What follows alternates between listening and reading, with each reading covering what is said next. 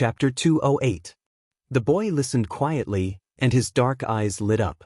His family would only say, "We're doing this for your own good. We've sacrificed so much for you, yet you're letting us down. Are you worthy of us?" He had apologized countless times and even hated himself for it. He hated himself for not being a smart child, for not having a lively personality, and for not having a good EQ. Coming to Mingxi Boys High School was the beginning of hell. His body, personality, dignity, privacy, everything could be trampled underfoot. Trash, coward, useless. These insulting words would be heard all the time. "However," she said, "you're important. You have to live well. Your existence is meaningful." The boy couldn't help but sob. Seemingly panicking over his loss of composure, he rubbed his eyes with his hands, trying to hold back his tears, not daring to make a single sound. However, for some reason, the more he wiped, the more his tears fell. A teenage boy crying like this should have been a ridiculous scene, but at this moment, it somehow seemed sad and pitiful. Xiang Li was silent. In fact, he didn't quite understand human emotions. When it came to rationality and sensibility, rationality would always prevail. However, Xiang Li knew that his sister couldn't stand such things. She might seem distant, but she had a soft heart. He silently handed his sister a clean handkerchief.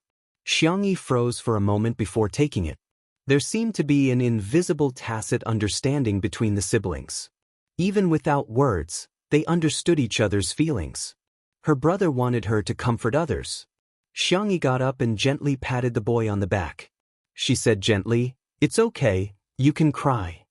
The boy couldn't hold it in any longer and burst into tears.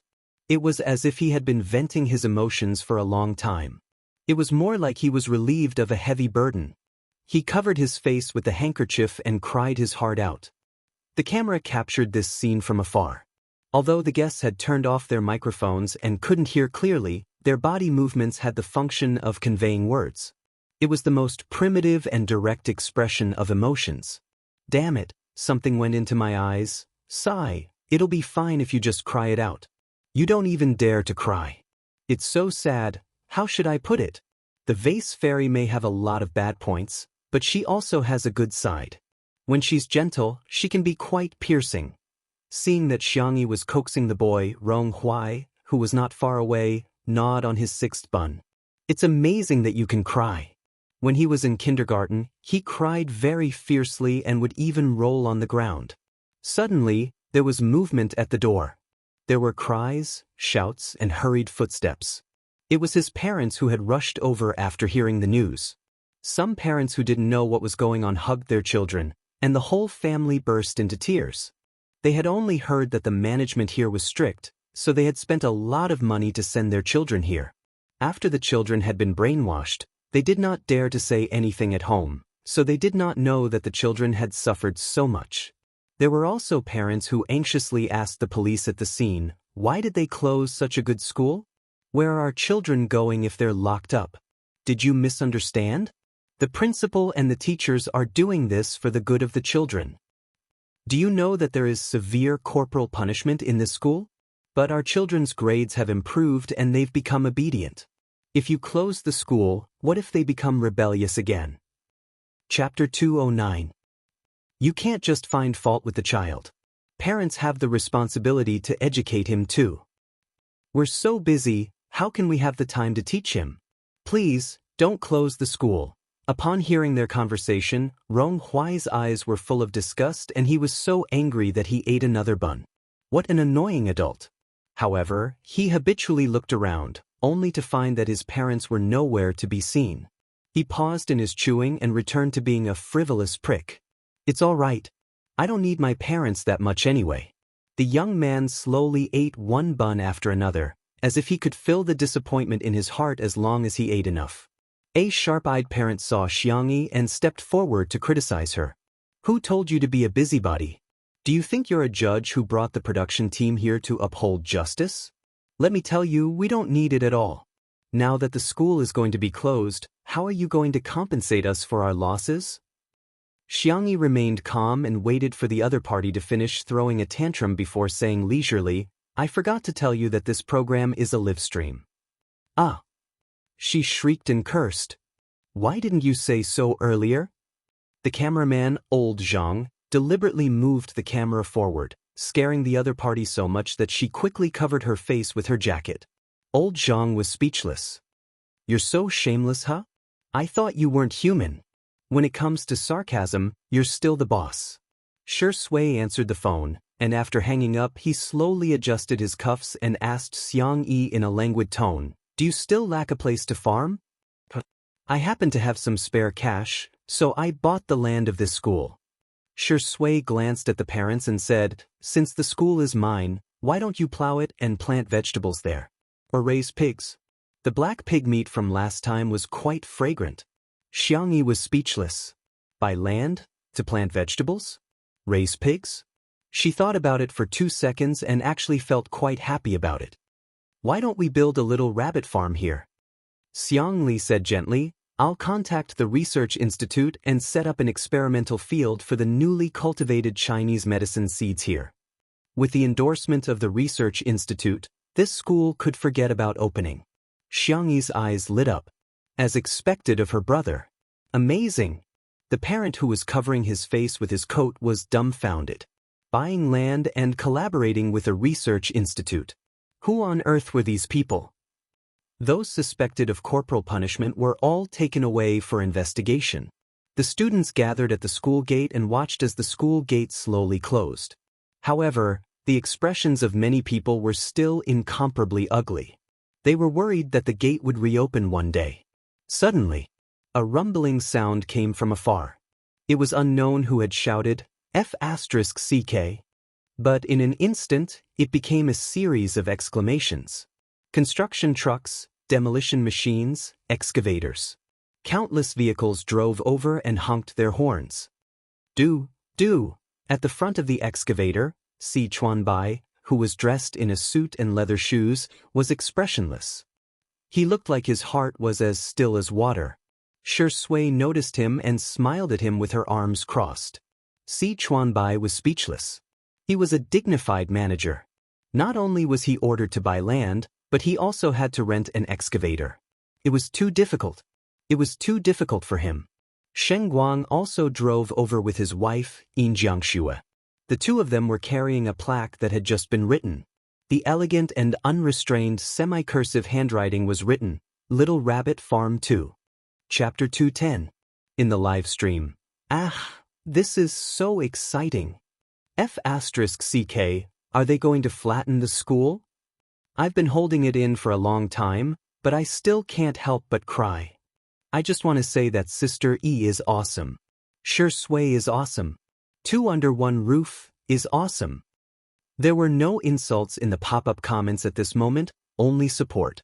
When the first excavator knocked down the school wall, a loud noise suddenly broke out in the dusty scene. Cheers, roars, and applause formed a rhythm that made one's blood boil. Rong Huai had one hand in his pocket, and a smile slowly formed on his well-defined side profile. You guys were there to steal on purpose, weren't you? The girl's sweet and soft voice sounded. Rong Huai's body stiffened, and he pinched his ear uncomfortably. I'm not the kind of person to meddle in other people's business, the young man said stubbornly. Xiang Yi glanced at him and said, stealing, live streaming, blowing things up, calling the police, and exposing them. That's your plan, right? Rong Huai's expression stiffened. How did she manage to guess the brilliant idea that the few of them had spent so much effort to come up with? The young man kicked a stone on the side of the road and said awkwardly, Are you trying to say that this plan is very childish? Well, we want to be more mature too. However, they didn't know what to do. This was already the best plan they could come up with. When they learned that there was a live-stream variety show in the manor, they had never even watched it before, nor did they understand the influence of 2 under 1 roof. They rushed in recklessly without hesitation, not daring to cause too much damage. They even took a long time to mentally prepare themselves for the consequences of stealing a few eggs. After waiting for a few seconds, Rong Huai couldn't help but sneak a glance at her when she didn't answer. The girl's eyes met his, and her beautiful eyes curved into crescent moons. You guys did a good job. Thump, thump, thump, she's praising me. His heartbeat sped up like a drum. If there was a deer in his heart, he would have probably gotten a concussion. Rong Hui moved to her side, arched his thin back and coughed twice. Come on. Huh? Rong Hui saw the look of confusion on her face and said angrily, that. His voice became softer and softer. You even patted that idiot's back. Why didn't you pat me? In the next second, the girl stood on her tiptoes and used her soft and fair hands to rub his head a few times, just like how Shui coaxed her. Rong Hui was dumbfounded. Being touched on the head. His heart was like fireworks, but he said proudly, "You're so short. You have to stand on your tiptoes to touch my head." Xiangyi pursed her lips. Your hair is so prickly, like a porcupine. The young man's hair stood on end. What do you know? This is my hedgehog hairstyle. All right. At this time, Shen Guang and Yin Jiangxue came over with the processed plaque. A slender wooden board was nailed onto the plaque. Yin Jiangxue said, "Little Xiangyi, this is your farm. You should be the one to build it." Everyone turned to look at Xiangyi. Not far away, machines roared and buildings collapsed, causing dust to fly everywhere. It was like the ruins in a doomsday movie. The shadows of the trees swayed and cast a large shadow. The girl happened to be standing at the boundary between darkness and light, her gaze calm and gentle. At that moment, a sentence suddenly popped up in Rong Hui's mind. Everything has cracks, and she is the source of light. Chapter 211. Xiangyi blinked and said graciously, "Okay." She took the simple plaque from Yin Jiangshue's hands. Her melancholy dissipated a little, and the haters in the live stream immediately appeared again. Are you kidding me? What's the point of doing this? Hurry up and punish the bad guys. Also, think about what to do with these students in the future. Why are you still so particular about rituals at a time like this? Shen Guang really looks like a poor scholar. He might as well donate some money to the children instead of writing this. Rong Hui was thinking about helping Xiangyi dig a hole with a shovel, but before he could do so, he saw the girl pick a piece of soft soil and insert the plaque into the ground. She inserted it. Rong Hui? The netizens in the live stream? Although it's a muddy ground, how much strength do you have, little sister? From now on, this is no longer Mingxi Boys High School. Xiangyi smiled at the children in the crowd. It's Little Rabbit Farm number 2. Some people in the crowd burst into tears while others cheered. All the children, regardless of whether they were happy or sad, finally had expressions on their faces. They were no longer zombie-like walking corpses. In the live stream, the haters were all rebuked. Xiangyi and Shui are not the police. How do you expect them to punish them? Some people are just holding on to their keyboards and blabbering. What else can they do? Did you cook at the scene? Did you shovel the school? If you didn't do anything, then shut up. Ritual is never a derogatory term. It's the most direct way for people to express their inner feelings. For children, the most important thing is not the closure of the school, but the reconstruction of their psychological beliefs. To a certain extent, Xiangyi's insertion of the Little Rabbit Farm plaque is a declaration of the end of these children's purgatory lives. It's equivalent to giving those who are bent on death a desire to live. This has a very positive meaning. The experts would be in charge of the follow-up work. Under everyone's gazes, Xiangyi calmly got on the tractor. Shui and Xiang Li, who were as tall as male models, squeezed in beside her again. The girl protested softly. You can sit at the back too, Shui said calmly. Your tractor doesn't even have a rear-view mirror. I'll help you watch the road. Xiang Li scoffed. You're trying to curry favor for no reason. Seeing that the two of them were about to quarrel, Xiangyi had no choice but to mediate. All right, let's go. Hey, Rong Huayang raised his voice. You're leaving just like that? Aren't you going to say anything? The staff of the program team were also looking forward to seeing what words Xiangyi would say to encourage the healing process. The girl pursed her lips and threw down a particularly ordinary sentence. No matter what happens, you have to eat well. After saying that, he started the tractor and left. Everyone? That's it? Gone? Someone shouted. Big sister's words have a deeper meaning. Only when one is full will the body have strength, the brain will be able to think, and the heart will have the will to resist. This way, no matter what difficulties we encounter, we will be able to overcome them. Godly comment in the live stream. Is that you, Chinese class representative? However, this interpretation undoubtedly lifted the spirits of the children. The haze over everyone's heads was dissipating bit by bit. Back at the manor, Xiangyi was worried that Xiao Naofu would be hungry and was about to make cat food for it when she heard Xiang Li suddenly say, "Tutu, my hand hurts." Hearing this, Shi Sui raised her long eyebrows. Chapter 212. Hearing her brother say that his hand hurt, Xiangyi was extremely nervous. How much does it hurt? Let me take a look. She held her brother's hand and examined it carefully. The comments in the live stream were extremely heated. B** to Xiang, let go of our Dr. Gij's hand. You're the culprit who injured Dr. Xiang's hand. Why are you pretending to be kind? Was Li Good drugged by her? Why is he calling her Tutu so intimately? Does she deserve it? Li Ji's hand was slender and well-defined.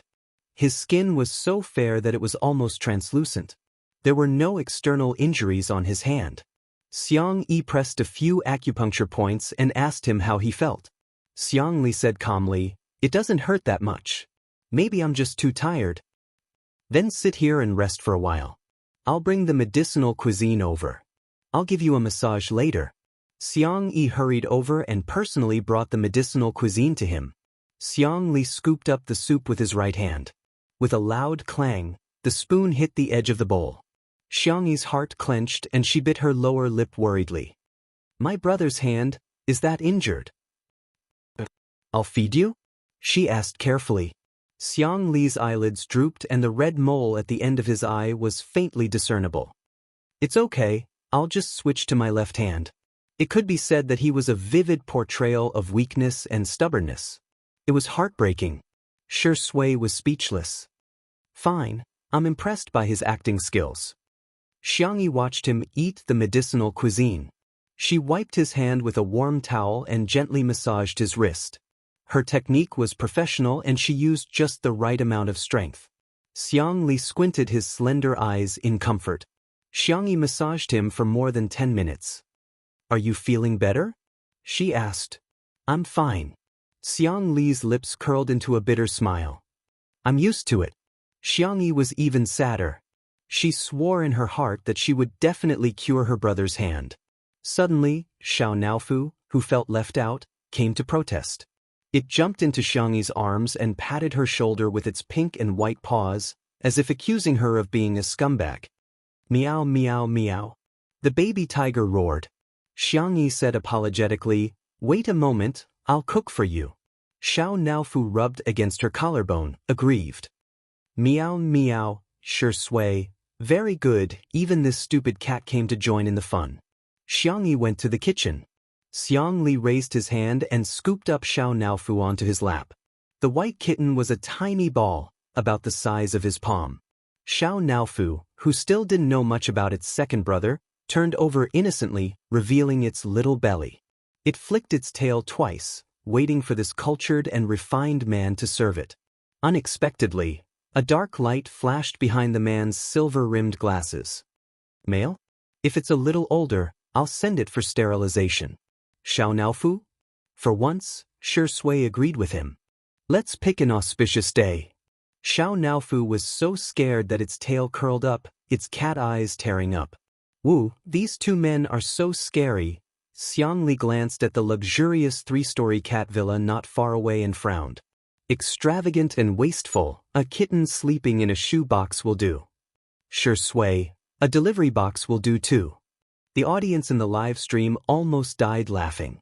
Why won't these two men even let the cat off? Xiao Naofu in front of Xiangyi, showing off. Xiao Naofu after Xiangyi left, pitiful and cowardly. Movie King X Dr. X Kitten, rounding them up, they're a family of 3. This cult CP has hit the jackpot. Chapter 213. Just then, Xiangyi came out of the kitchen with a bowl of cat food. Xiao Naofu looked as if it had seen its savior. It bounced over and hugged the girl's slender ankles. "What's wrong, Xiao Naofu?" Xiangyi bent down and pinched its little ears. Xiao Naofu cupped her hand, not daring to meow. "Rub its head, eat your food." Xiangyi placed the bowl in front of the cat and coaxed it gently. Xiao Naofu turned its grief into appetite and buried its head into the chicken and pumpkin rice. Xiangyi looked at the two men on the sofa and asked uncertainly, "Did you two bully Xiao Naofu?" Although she felt that Shui and her brother were not childish people, Xiao Naofu looked too pitiful. Shui looked calm. Do I look like someone who would bully a kitten in your eyes?" The man's rhetorical question stumped Xiangyi. The girl struggled for a long time, hesitated, and shook her head. Xiao Naofu looked up from the bowl, its eyes wide open. "Damn it. You should do something that has to do with humans." Xiang Li's expression did not change as he quietly looked at his sister. Xiangyi swayed again. She scratched Xiao Naofu's chin and whispered, "Second brother is a genius, he wouldn't do such a boring thing. You have to be more obedient in the future." Xiao Naofu's face was full of shock. Does this Hu still have a place in this stupid woman's heart? These two dog men are acting as me. Xiao Naofu angrily pointed its butt at Xiangyi and lowered its head to continue eating. In this year's competition, Shi Yingdi and Bai Qihai each got 1 point. However, the two men were soon unhappy. After Xiangyi fed Xiao Naofu the cat food, she began to comb its fur, feed it nutrition cream, put on eardrops, and brush its teeth. What did it mean to receive special favor? This was it. The two men's faint gazes were about to dig a hole in Xiao Naofu's body. Xiangyi then accompanied Xiao Naofu to play with the cat stick and pinball for a while before giving it a kiss and carrying it to the cat hammock to lie down. Xiao Naofu turned around, still sulking at her. Xiangyi was puzzled and was about to shake the hammock again when she heard her second brother call out to her. My hand hurts again." "Why so often? Shall I take your pulse?" Because it was related to her brother's hand, the young lady took his pulse very seriously. After a few minutes, she moved her fingertips away. It's more serious than she thought. If she had been in her past self before she transmigrated. But now, she was confident that she could be cured. "Do you want to try acupuncture?" Conservatively speaking, his condition should improve a lot after a few acupuncture sessions. In the live stream, the netizens once again exploded. "You just want to cripple Dr. Xiang. Evil spirit, stay away from Dr. Gij. If you touch him, I'll feel like you've tarnished the untouchable flower. You think it'll get better just because you say so? What if it fails? Who's going to take responsibility?" While the comment section was being heated, the girl said seriously, "I can write down a plan and you can show it to the other doctors. If it's feasible, you can get someone else to perform acupuncture for you." It wasn't that she didn't have the ability to perform acupuncture on Xiang Li, but she was afraid that her brother wouldn't believe her. The netizens? Xiang Li suddenly smiled, revealing the red mole at the corner of his eye. He reached out his hand, the light blue veins on his fair wrist particularly obvious. His voice was gentle and clear. "You can do it. My tutu is trustworthy." Chapter 214. At that moment, Xiangyi thought that she was hallucinating. The girl looked up blankly and didn't respond for a long time. "Tutu, you're already 20 years old, why are you still so silly?" Xiang Li's tone sounded helpless, but it was more like he was doting on her. "What are you waiting for? I'm giving you a chance to bully me, aren't you?" When she was a child, apart from her brother whom she didn't dare to provoke, her younger siblings and uncles had all been bullied by Xiang Li. Xiangyi finally reacted. She took a deep breath and said sincerely, "I will definitely do my best." When the girl went to get the acupuncture tools, the comments in the live stream went viral. "I was just being polite and you took it seriously? Don't you know what kind of medical skills you have? It's one thing to treat a fever and set a bone, but this is an injury to the nerves. If Western medicine could treat it, it would have been treated long ago. Do you think it's your turn?" "I'm convinced. Are these men creatures who think with their lower bodies? Why do they seem so mesmerized when they see the vase fairy? I'm so angry. Dr. Gij is a national treasure in scientific research. Doesn't he have any bodyguards around to take down B***T Xiang? If she keeps messing around, Dr. Gij's hand will never be able to recover." In fact, there were indeed special forces soldiers protecting Xiang Li in the dark. However, Xiang Li had always been assertive and no one dared to disobey him. Hence, they had no choice but to report it to their superiors. Soon, Xiangli received a call. His expression was calm as usual. I believe in her. She will never hurt me. I will bear all the consequences alone. Don't implicate her. Hearing his words, the netizens in the live stream became even more confused. Dr. Gidge, what kind of memory do you have? Have you forgotten that she was the one who caused your injury? This involves a blind spot in my knowledge. So, what's going on? Could there be something else going on? What's going on? The video is real. The person climbing the rock is indeed the vase fairy. Fans, don't watch it, it's awkward. I'm not anyone's fan, but I should be considered the oldest in this live stream. To be fair, even if Xiangyi really harmed Xiangli, none of us have the right to forgive her on his behalf. But as long as he doesn't mind, no one else has the right to judge him. Everyone was arguing on the internet. In reality, Xiangyi brought a medicine box over. She slowly disinfected the gold needles with an unprecedentedly solemn expression. People who were serious were always exceptionally charming. Many people in front of their screens were affected, and the live stream stopped for a while. I'm a little scared now. Xiangli looked at his sister innocently. Can you coax me? Shui was speechless.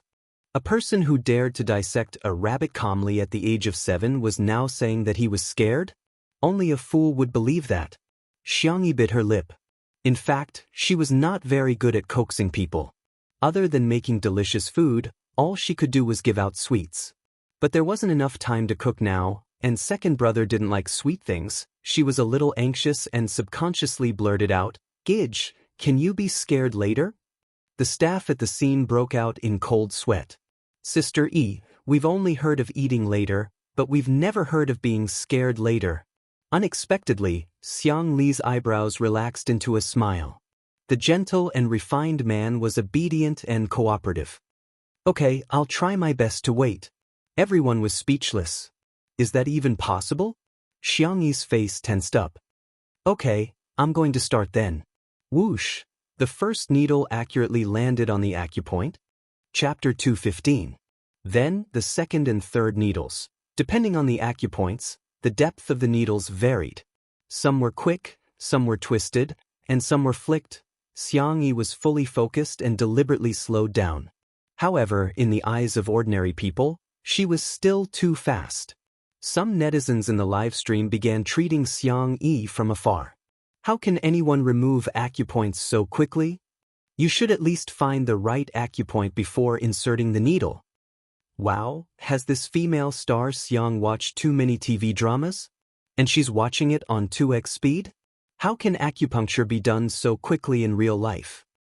I'm a Chinese medicine practitioner. What kind of acupoints did she choose? She's just trying to be fast. She's obviously showing off. Anyway, I've never seen a Chinese medicine master perform acupuncture like this. After the acupuncture was done, Xiangyi's tense nerves finally relaxed a little. Shui handed her a tissue at the right time. She wiped her forehead with it, but the tissue was soon soaked. Xiangyi asked her brother, "How do you feel?" Xiangli pondered for 2 seconds and said, The area where you inserted the needle is warm, and some parts are even a little hot.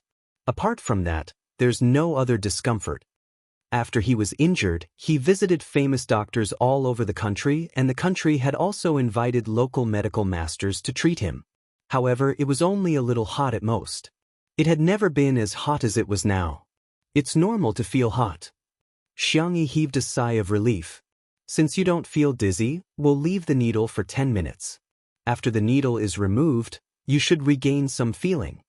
Xiang Li's eyes lit up. How confident are you? He had never regretted saving his sister because although the core was not hers, the body was hers.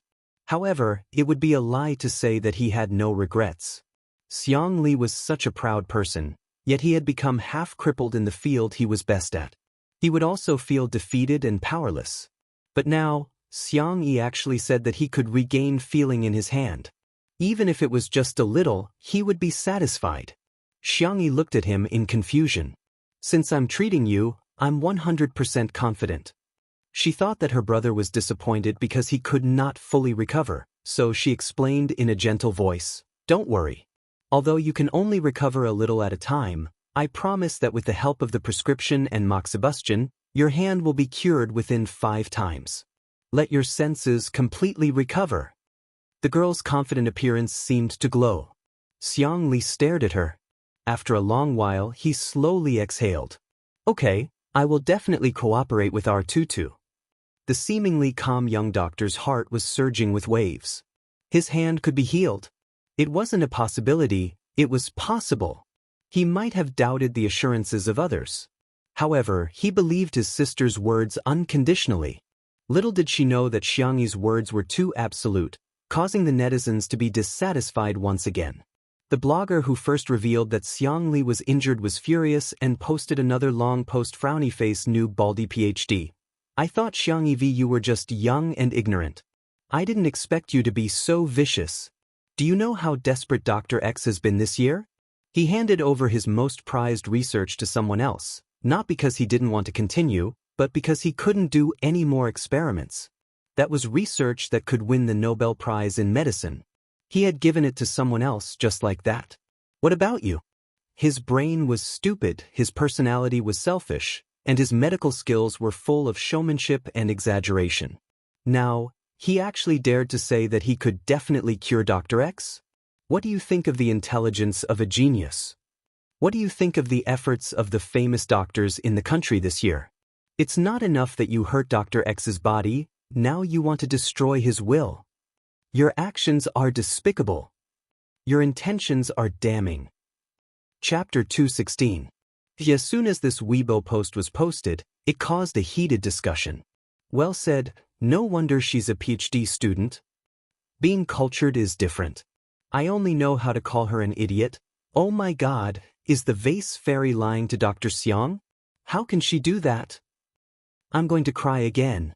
Dr. Xiang trusts her so much. If he finds out that he was lied to, he'll be so upset. The netizens who were watching the show reposted, commented, and liked the post, sending it to the hot search list. Many people even tagged the big shots in the scientific research circle, hoping that they would come forward and say something. However, the strange thing was that none of the big shots spoke up. Some anti-fans took a different approach and tagged the Huaxia Traditional Chinese Medicine Association. They said passionately, shouldn't the traditional Chinese medicine practitioners' license be revoked? But a notification popped up on the screen. The anti-fans clicked on it and realized that it was a reply from the Huaxia Traditional Chinese Medicine Association.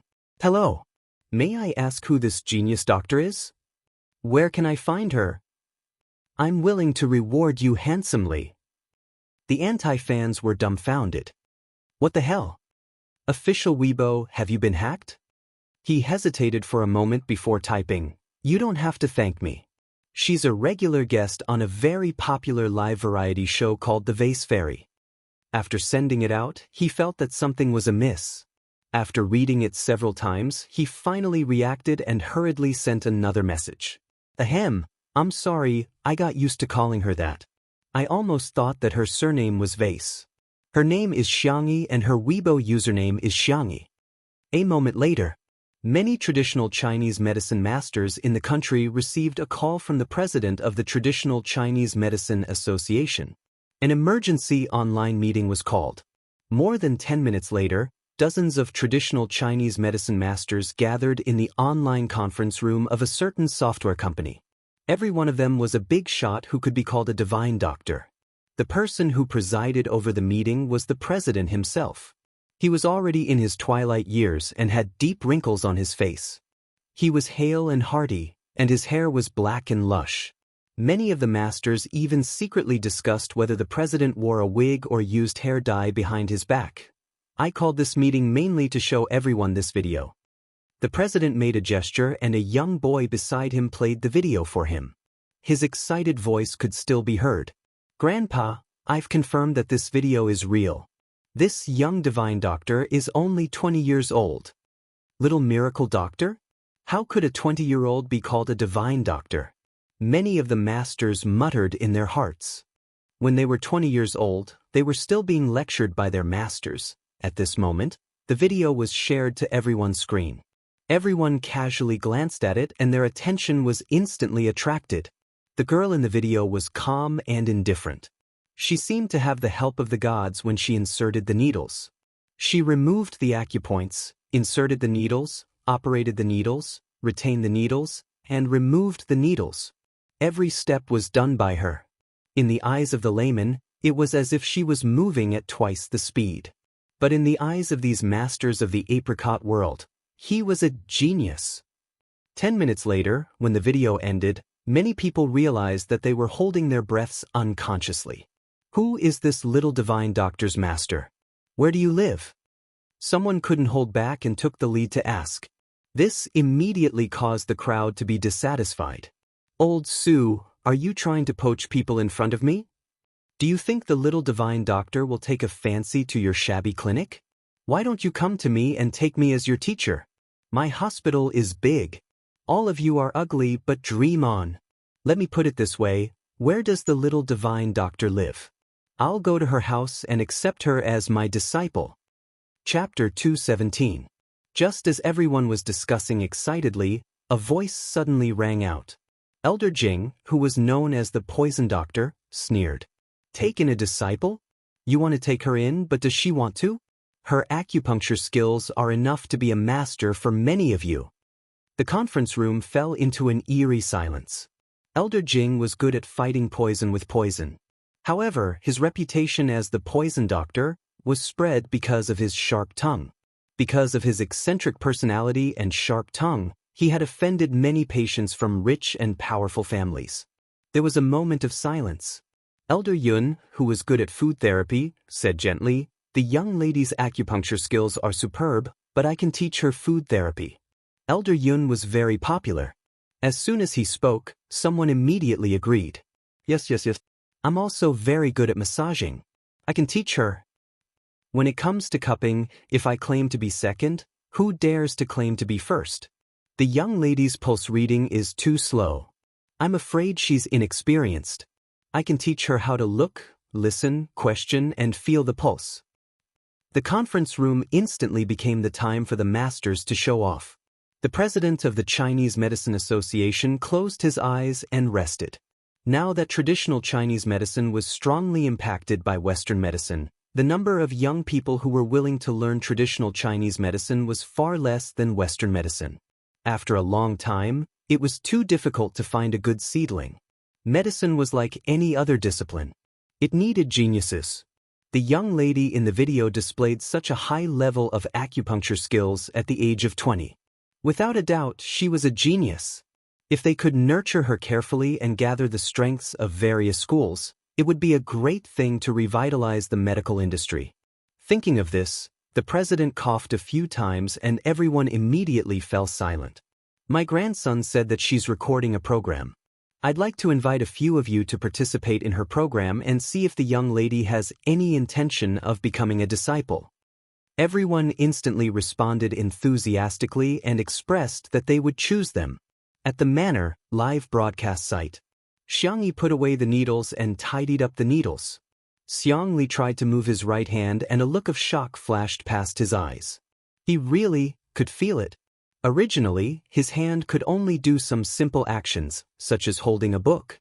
But now, he felt that he could write and draw. Xiangli couldn't help but be moved. He muttered softly, "Our tutu is really amazing."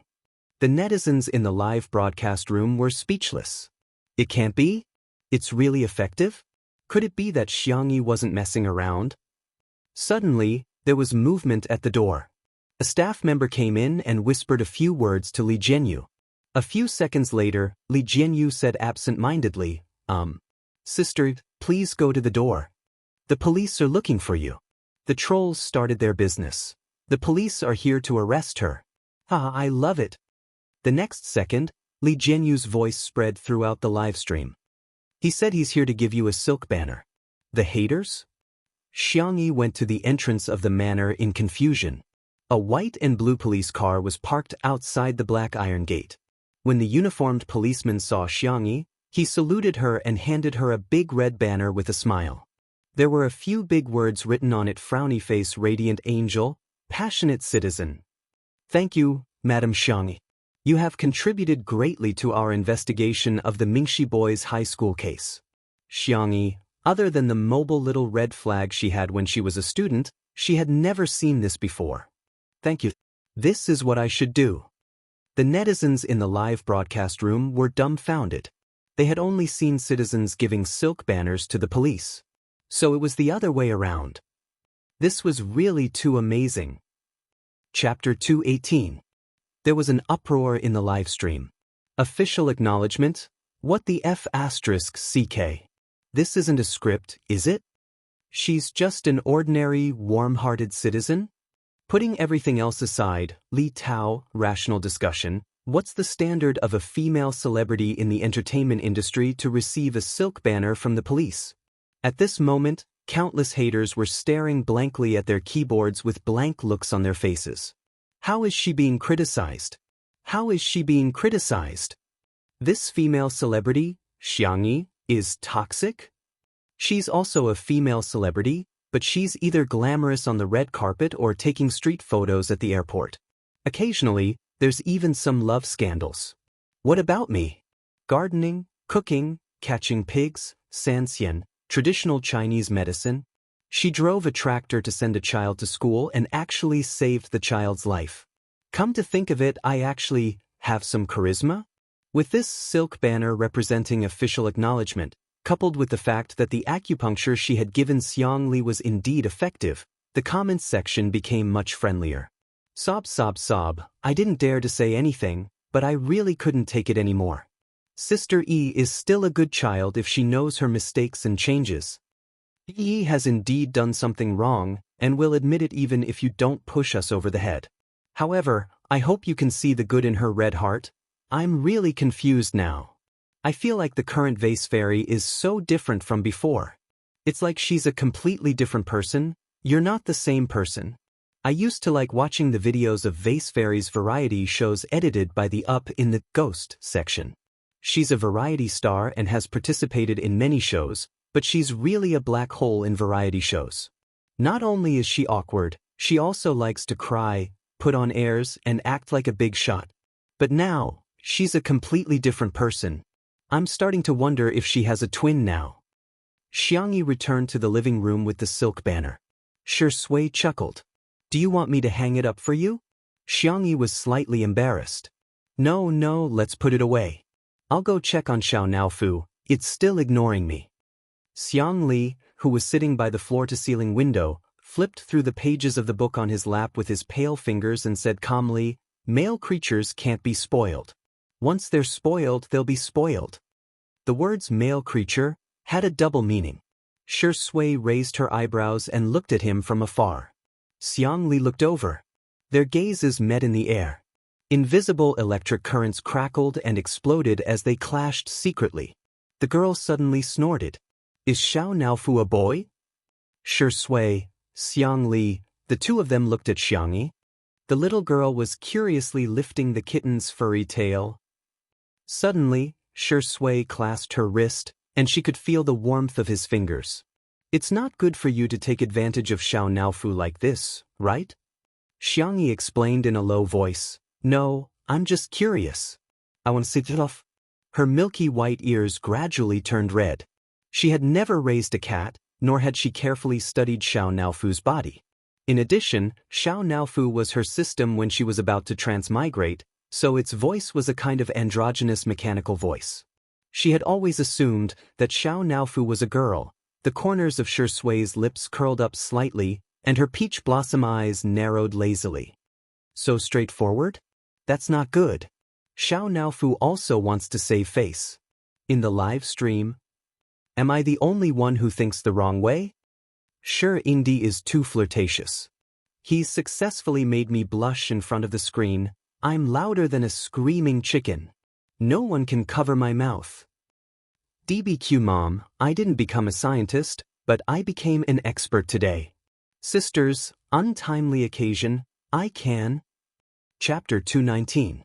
The girl muttered weakly, but it doesn't have that. What? Shui smiled. She didn't know if he really didn't understand or if he was deliberately teasing her. That one. The man's low laughter sounded in her ears. The two were so close that Xiangyi could even feel the vibration of his chest. Her wrist seemed to be gently caressed, and an indescribable feeling of affection arose. She felt a slight itch. She felt restless. Shi Sui leaned over, turned off their microphones, and whispered a few words in her ear. Then, as he wished, he saw, the redness on the little rabbit's ears became more prominent. Xiangyi. So that's how it is. Xiao Naofu, who was on the hammock, licked its paws and glanced at Xiangyi in disgust. Stupid woman. Not only could she not tell its gender, but she couldn't even tell how bad the two men in the room were. Especially Shi Sui, this stinky man. Even a dog isn't as good as him. A moment later, Shi Sui's voice was tinged with a low, husky smile. Do you understand? Xiangyi's voice was like a mosquito as she replied, uh-huh. Not far away, Xiangli flipped through his book and said coldly, do you think you can hold Tutu's hand just because you want to? Hey, he was plotting something. Did he think that he, Tutu's second brother, was dead? Only then did Xiangyi realize that Shi Sui had been holding her wrist the whole time, as if she had been scalded. She pulled her hand away and said uncomfortably, I'm going to make a cake. Teacher Yin and the others should be back soon. The girl fled into the kitchen. Shi Sui looked at Xiangli and mouthed a few words with his thin lips. His back was to the camera, so the audience in the live broadcast room couldn't see it. However, Xiangli could read lips and easily recognized Shi Sui's words. Don't be angry, second brother-in-law. In Nanqing, men would only call their wife's brother or uncle. Xiangli secretly gritted his teeth. I treat you as my brother, but you want to hit on my sister? Dream on. The manor stretched to the green hills not far away. Sheng Guang accompanied his wife for a walk here. He took off his coat and put it on her. Madam, take a rest. The cameraman was filming silently. After returning from Mingxi Boys High School, Yin Jiangxue was not in a good state. She tightened her husband's coat and sighed. In life, things don't always go as one wishes. Some people can't get what they want, while others can't. I really feel sorry for those children. Yin Jiangxue actually liked children very much and had put in a lot of effort over the years. First, he sought medical help. Later, he even tried praying to God and Buddha. But she still couldn't get pregnant. If she had children, she would treat them like treasures. But how could the parents of those children at Mingxi Boys High School? Yin Jiangxue closed her eyes and couldn't bear to continue thinking about it. Sheng Guang said gently, children are like fate. We can't force them. We just have to let nature take its course. Yin Jiangxue's red lips moved slightly. Perhaps because the incident at Mingxi Boys High School was too emotional, she revealed her inner thoughts. I recently asked a master to prescribe me a prescription. It said that it can increase the chances of pregnancy, but it will be harmful to the body. I may not be able to act anymore. I want to give it a try. Sheng Guang objected. No. Your health is the most important thing. The live broadcast room was suddenly filled with curses. Is Yin Jiangxue out of her mind? Me? I really don't understand why women like her insist on having children. I'm vomiting. Boys are okay, but women are hopeless. The Qing dynasty has already fallen and she still wants to carry on the family line for her husband? Chapter 220. Yin Jiangxue smiled bitterly and said, I'm sorry, hubby. You didn't do anything wrong. Sheng Guang knew that although she looked carefree, she was actually very sensitive, especially since her previous marriage had hurt her too deeply. Our marriage is based on love and trust, not children. If we have children, we'll raise them together. If we don't, it's okay. When we're old and gray, we'll still be able to spend some quality time together. Yin Jiangxue was amused by his words, and those sentimental and hesitant emotions also dissipated. She suddenly thought of something and said, I heard from Shi Sui that little Xiangyi has medical skills. Why don't I ask her to take my pulse? Sheng Guang nodded and said, okay, I'll accompany you. There was another round of mockery in the pop-up comments. Even if you're desperate, you don't have to be like this, do you? I'm dying of laughter. Vase Fairy can't treat any incurable disease, let alone infertility.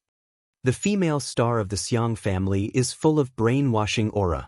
Anyone who comes within 3 meters of her will be 100% effective. In the kitchen, Xiangyi put the chocolate mousse cake she had made into the refrigerator and waited for it to solidify before it was ready to eat.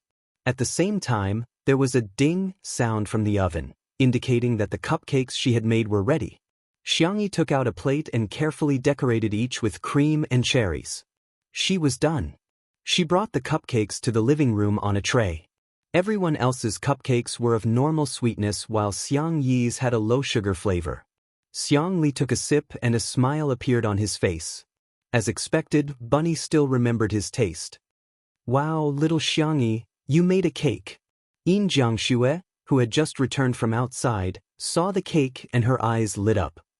"Ah, but I've been on a diet lately," Xiangyi said. "Shall I make you a low-sugar one?"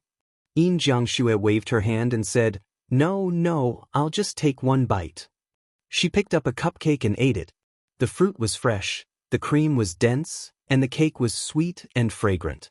The combination was soft and delicate, yet it didn't lose its texture. It was delicious. Thus, one bite became many, many bites. She stuffed the dessert into her mouth and said vaguely, "Little Xiangyi, you must be a professional dessert chef." As a chef, she naturally felt a sense of accomplishment when the food she made was liked so much. Xiangyi smiled and made a cup of black tea for her. The cake was slightly sweet, and the slightly strong black tea instantly highlighted the taste of the cake. The next second, Xinguang's half-eaten cake was also snatched away by her. "Madam, don't you want to lose weight?" Xinguang helplessly asked. "Shh. Lower your voice, don't let my fat hear you. As long as I eat fast enough, the fat won't be able to catch up with me."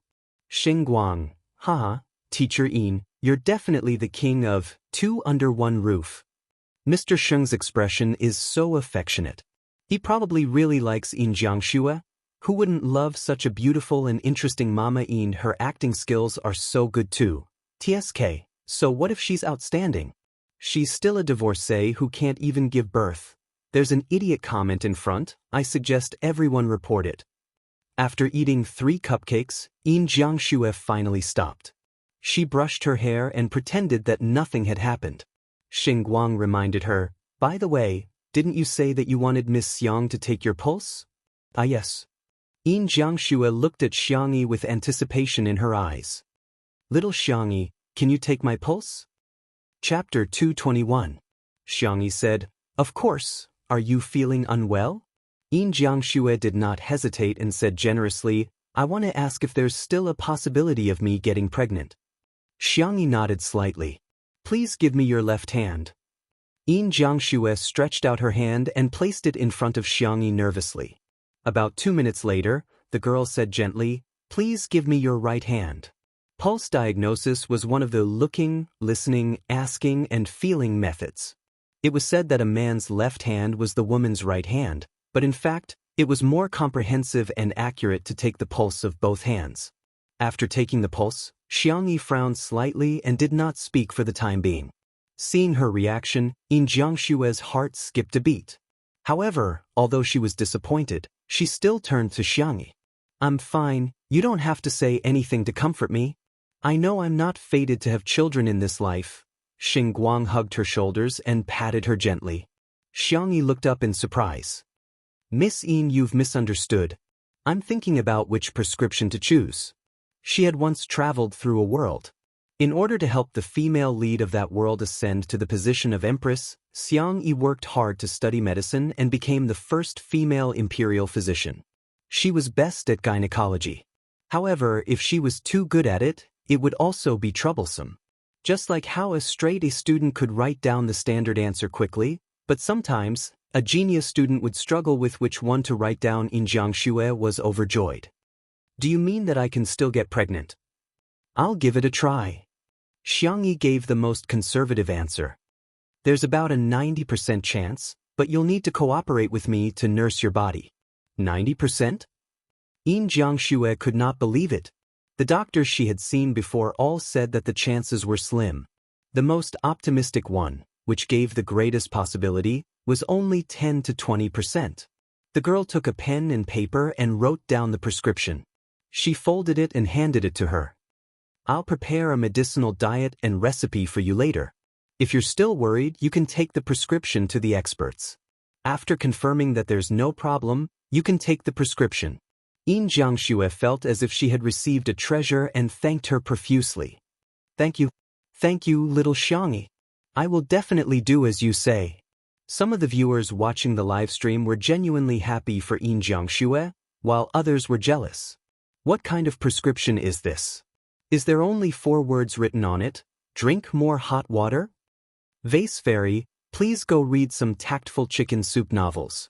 You're always talking big, I can't stand it. First, you said that you can cure the doctor's older brother after 5 times. Now, you're saying that there's an 80% chance that you can make Mama Yin pregnant. You even confidently said that you'll show the prescription to an expert. Do you really think you're a miracle doctor? No, she's not confident. She just knows that no one can argue with her.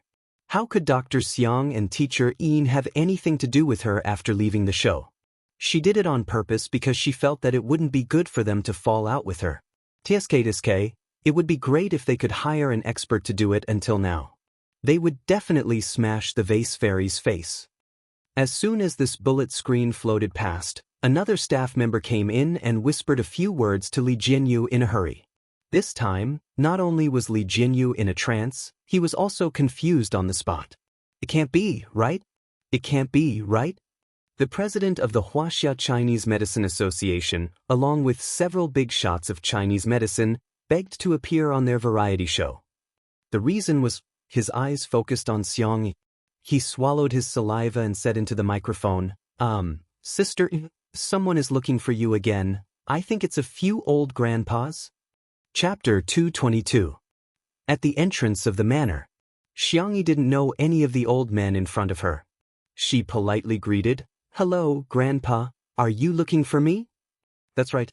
The one who spoke was Elder Fong, the president of the Chinese Medicine Association. He said calmly, Here's the thing, we want to use your show to popularize medical knowledge to the public and promote traditional Chinese medicine culture. Is it convenient for you?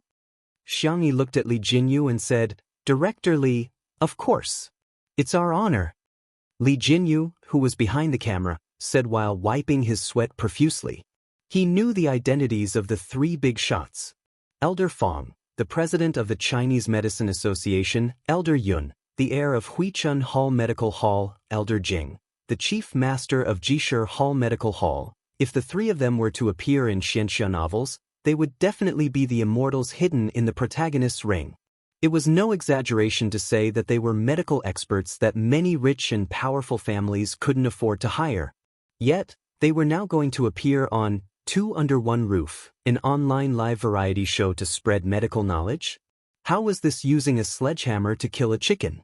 This was simply using a green dragon crescent blade studded with gems.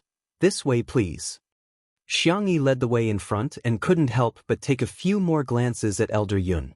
Elder Yun had a mild temper and he said with a smile, Young lady, do you find me familiar? Xiangyi nodded and said, Grandpa, there seems to be a photo of you in The Guide to Traditional Chinese Medicine Cuisine.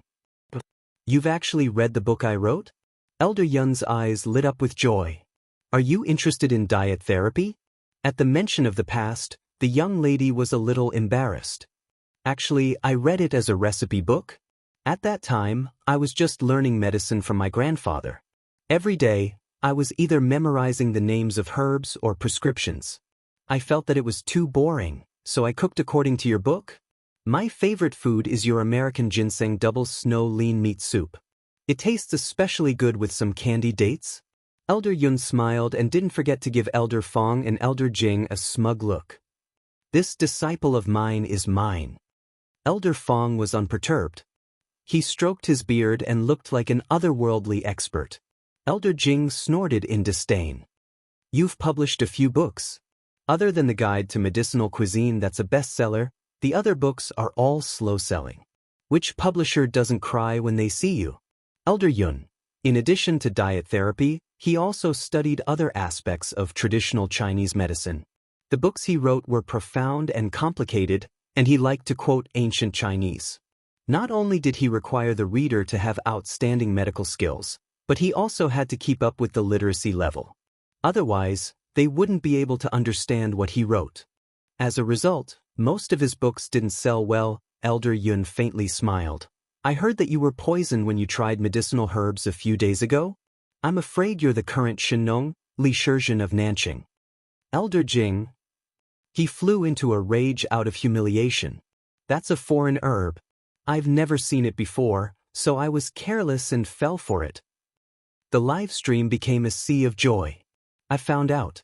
These people are all titans of the Chinese medicine industry, but they're like primary school students when they get along with each other. Ha, master. Teach me how to insult people. Ah no, teach me medicine. It's okay to expose each other's shortcomings, how mean. But I don't mind listening to more dog talk. When everyone entered the living room, they naturally exchanged a few pleasantries.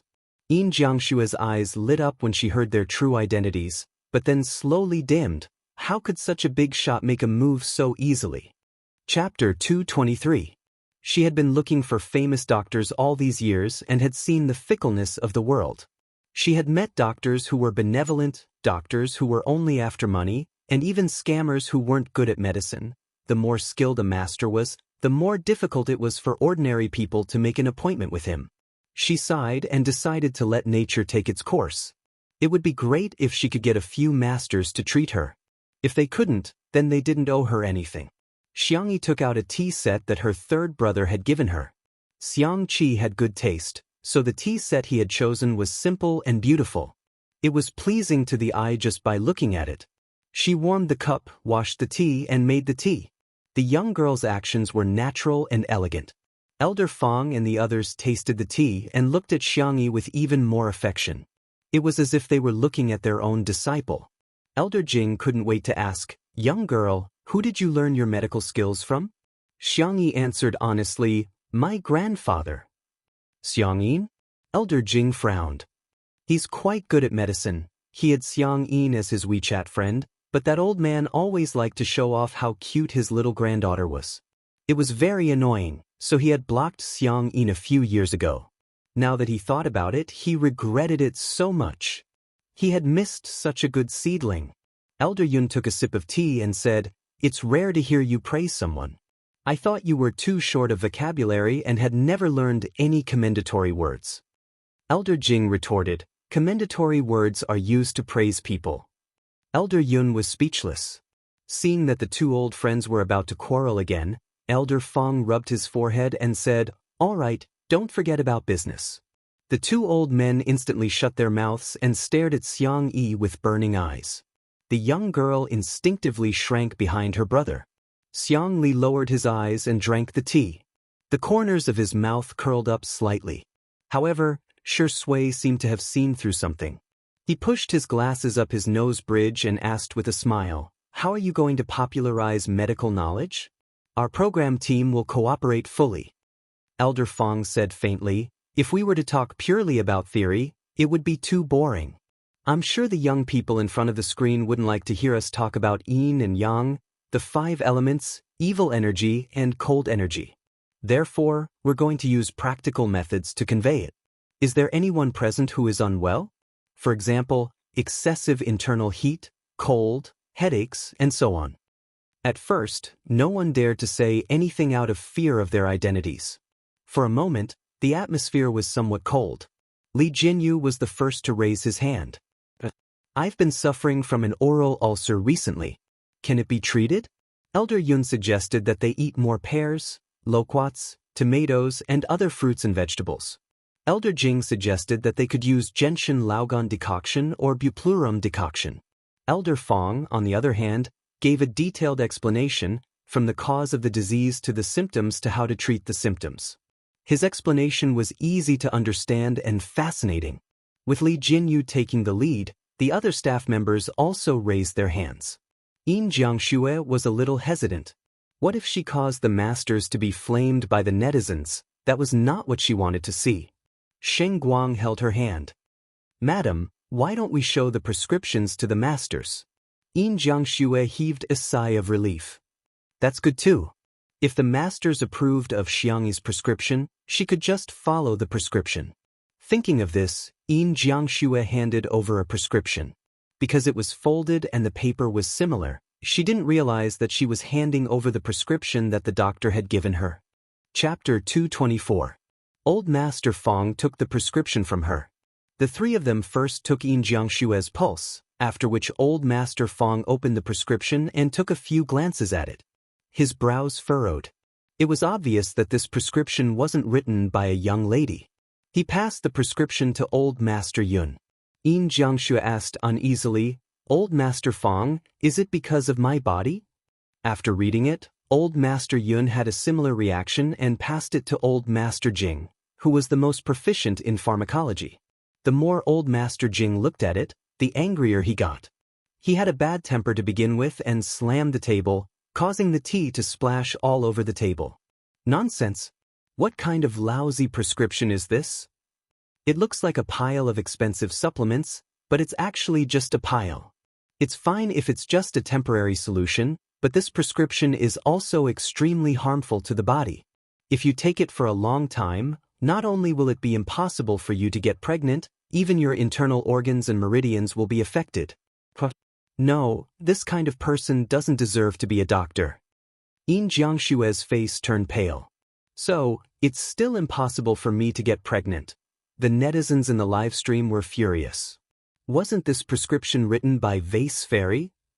I want to throw a gas can at her. She's treating human life like grass. She's deliberately trying to kill someone. Oh my God, she's quite polite when she calls her teacher Yin, but I didn't expect her to be so hypocritical. It's fine if you don't know how to treat it, but why do you have to harm others? Ah, big shots, look at the doctor's brother's hand. Has his condition worsened? I'm breaking out in cold sweat. F*CK, that's right. She even performed acupuncture on Dr. Xiang. That burning sensation won't hurt his nerves even more, right? Normal acupuncture won't cause burning. The comments were filled with anger, and many netizens even began to curse Xiangyi's ancestors. At the critical moment, Shui narrowed her eyes and said in a calm voice, "Mama Yin, that prescription wasn't written by Sister E, right?" As soon as she said that, someone angrily retorted in the comments. Why does Shui always defend Vase Fairy? How dare he lie like that? She clearly wrote the prescription just now. Does she think that the tens of millions of viewers in the live stream are blind? Yin Jiangshue was stunned for a moment. She quickly rummaged through her pockets and realized that there was a prescription inside.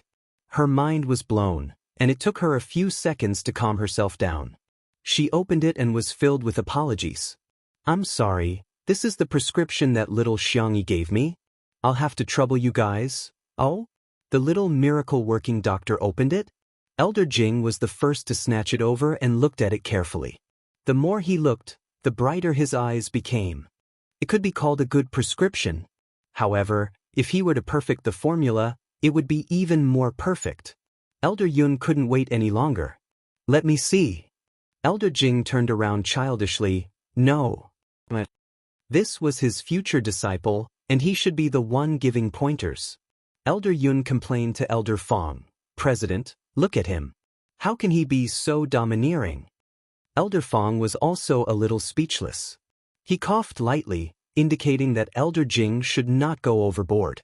Only then did Elder Jing reluctantly move the prescription towards Elder Yun. "Then, let's look at it together." Elder Yun put on his reading glasses. The two old men, who were more than 100 years old, were full of praise as they looked at it. They were like the bootlickers in music games. "This handwriting is as sweet as a tree and as gentle as a breeze. The combination of these herbs is novel and unique. This dosage is also very mild. It's best to use it to nourish the body." Thousands of words turned into a sentence that the two of them slapped their thighs in unison. Wonderful. Chapter 225. That was followed by the exclamation of "wonderful." The netizens in the live stream were dumbfounded. The Vase Fairy wasn't the one who wrote the first prescription that was criticized. The Vase Fairy was the one who wrote the second prescription that was praised so highly. Not only the netizens, but the executives of Muyao TV were also about to vomit blood. The number of viewers in the live stream of Two Under One Roof had reached 10 million. The executives also received news that many national brands had begun to contact Two Under One Roof. At first, no one was interested, but now, they were scrambling for sponsorship. It was said that the highest bid had already reached 50 million yuan in sponsorship fees. And a variety show could have multiple brand sponsorships at the same time. On the other hand, eating well for all 3 meals, which they spent hundreds of millions to invite Jue Yi and pop queen Jiang Yun, still had a lukewarm 4 to 5 million viewers. At the beginning, the idea of Two Under One Roof was proposed by Li Jianyu, and Li Jianyu was forced to leave. The station head's face was dark and cold as ice as he stared at a certain figure at the conference table. That person was the executive who defended Chen Mian and forced Li Jianyu to leave. Because of his actions, the station was now losing at least a few hundred million yuan. If Li Jianyu had stayed, wouldn't the success of Two Under One Roof now belong to Miao TV? The station head flew into a rage and told the executive to get lost on the spot. He slammed the folder in his hand and questioned, "You found Jue Yi and Jiang Yun, for 100 million yuan? Why can't you find an artist like Xiang Yi?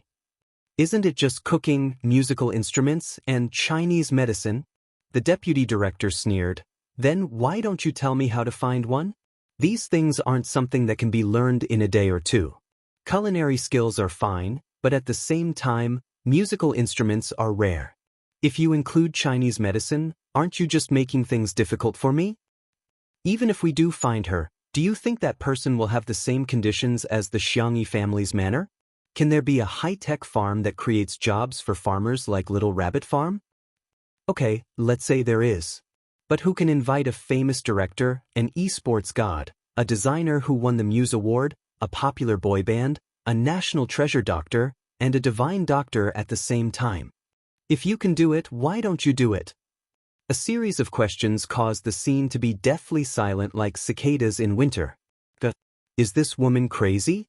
The station manager was also stunned. He never thought that the woman who had worked for him for so many years would dare to talk back to him in public. "You're just a woman. Giving you the position of deputy director is already enough of a favor for you, yet you still don't know what's good for you." The station manager was furious. But considering her ability to work, he couldn't just fire her directly. He could only threaten her, "You're suspended without pay immediately and reflect on your mistakes. You're not allowed to come to work without my notice." The deputy director, Ruan Qing, sneered. She casually tore off the identity plate that she had treasured for many years and threw it on the table in a valiant manner. "I miss your mother. I quit." At this moment, in the manor's living room, seeing that his 2 old friends couldn't stop praising her, Elder Fong had no choice but to say, "Madam Yin, you don't have to worry. If you take good care of yourself according to this prescription, there's a possibility of you having a child. Forget it, I'll be more conservative with my words." He paused for a moment and felt a sense of pride. "There's a 99% chance that you'll have a child." Yin Jiangxue was pleasantly surprised.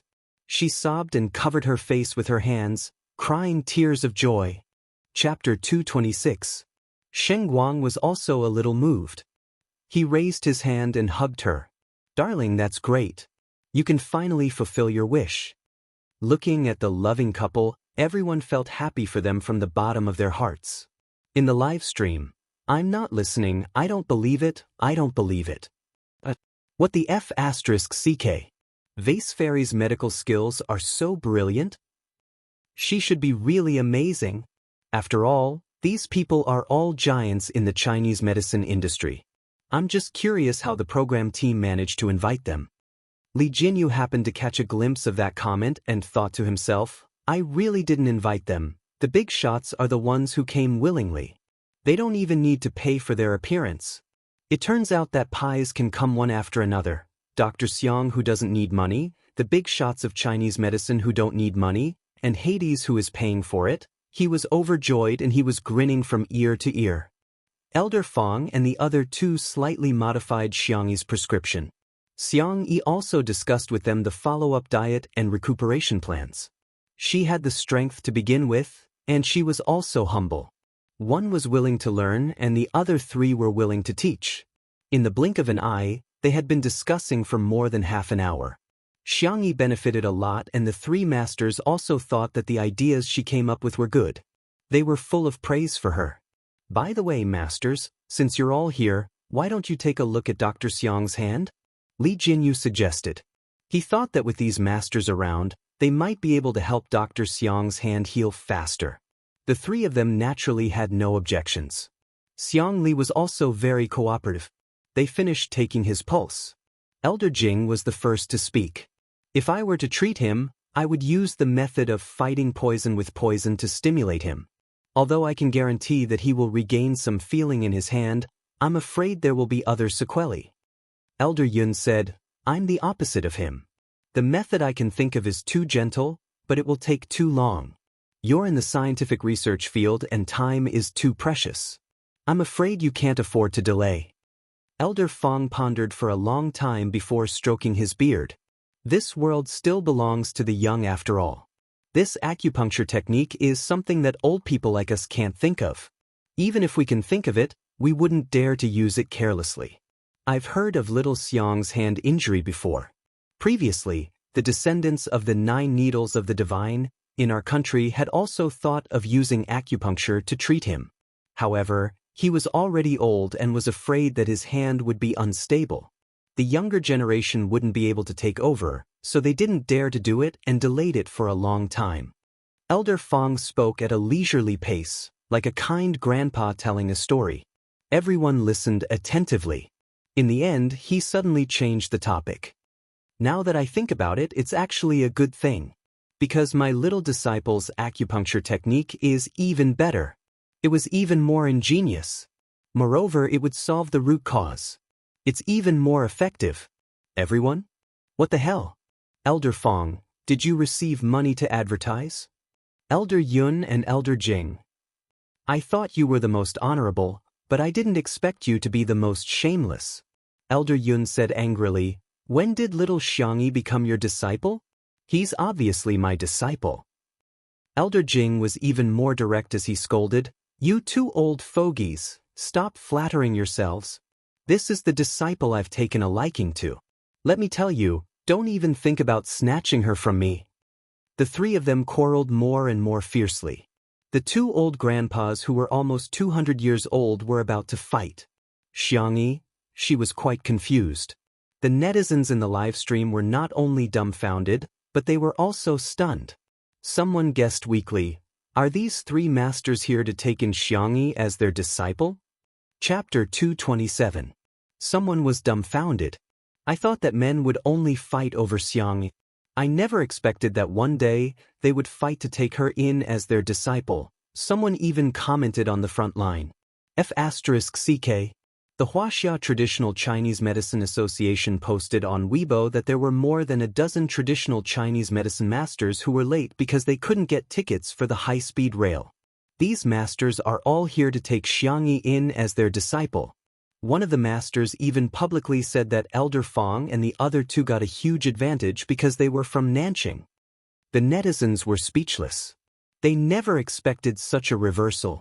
The vase fairy whom they looked down on was actually the target of all the traditional Chinese medicine masters. She wasn't the one begging to be their disciple, but the masters were begging to take her in as their disciple. Amazing! The netizens who had followed the trend to criticize Xiangyi seemed to have been enlightened and suddenly sobered up. Thinking about it carefully, did Xiangyi really do something unforgivable? She played the electric guitar for the brothers of C7 at the annual gala of Tomato Entertainment. At Mingxi Boys High School, she had cooked a heartwarming meal for the children who had suffered so much.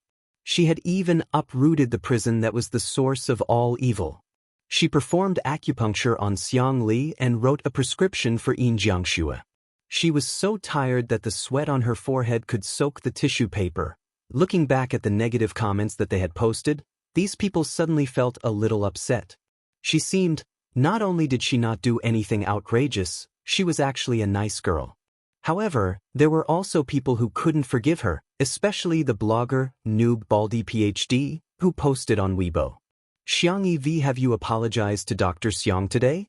No, smiley face. He had a lot of fans to begin with and was very influential. As soon as he posted on Weibo, many people were enraged and flocked to the livestream. Wow, she's cleared her name just like that? Isn't it her duty to treat Dr. Seong? After all, if it weren't for her, Dr. Seong wouldn't have gotten injured. Huh, didn't you hear that the masters know her grandfather? She's a second-generation doctor. Who knows if the masters are here to support her on account of her grandfather? Once these words were spoken, they didn't get the same response as they did in the beginning. On the contrary, Xiangyi's fans and Untimely Couple's fans stepped forward. How do you know she didn't apologize? Isn't it a traditional virtue since ancient times to admit one's mistakes and correct them? We're willing to admit Xiangyi's mistakes, but why don't you dare to admit Xiangyi's excellence? No one is perfect. Everyone here, ask yourselves, who hasn't made mistakes? Why do you hold Sister E to the standard of a saint, but hold yourself to the standard of a rotten person? Just as the two sides were arguing, Shui suddenly opened her mouth. Seniors, may I trouble you to take Sister Yi's pulse? The three grandpas who had already started rolling up their sleeves looked at Xiangyi in unison. Little disciple, where are you feeling unwell? Disciple, why didn't you tell me earlier that you were feeling unwell? My beloved disciple, stretch out your hand. Don't panic. With me here, you will be cured. Xiangyi looked at Shui in bewilderment, not understanding why he was doing that. Old Master Fong and Old Master Yun each grabbed one of Xiangyi's hands. Old Master Jing, who was a step slower, beat his chest and stomped his feet, wishing he could release a poisonous centipede or scorpion to bite the two old men. At this moment, Shui said leisurely, Sister E has lost her memory in the past year and has only recovered recently. I'm worried if there will be any sequelae. As soon as she said that, there was an uproar in the live stream. Vase Fairy has amnesia? Chapter 228. Oh my god, art indeed comes from reality. What the F***CK? That was why it made sense. She was stupid last year because she lost her memory. Now that she has regained her memory, she's normal again. I've always liked Sister Yi's looks. I've watched all the television dramas and variety shows that she has participated in. Actually, I've guessed that she has dual personality disorder. Their personalities are really worlds apart. There was also a group of people who refused to believe it. You can even come up with an excuse like memory loss? Shui, you're awesome. As expected of a man who has won the Best Actor and Best Actor awards. Look at how natural his acting is. Little fresh meats, come out and take a beating. Hey, what a coincidence. Not only did she lose her memory, she even selectively lost her memory. She can even recover after losing her memory. I'm impressed. Next time, she might as well say that her soul was possessed. Elder Fong and Elder Yun were extremely cautious and serious when taking her pulse. After a long time, Elder Fong said, judging from your pulse, your body is indeed still a little weak. You shouldn't work too hard in your daily life. Before he could finish, Elder Yun interjected, my dear disciple, you need to nourish your body well. Why don't you come back to the medical center with me and eat supplements for a few years? I guarantee that you'll recover from all your illnesses. Everyone was speechless. Supplements aren't supposed to be taken on a daily basis.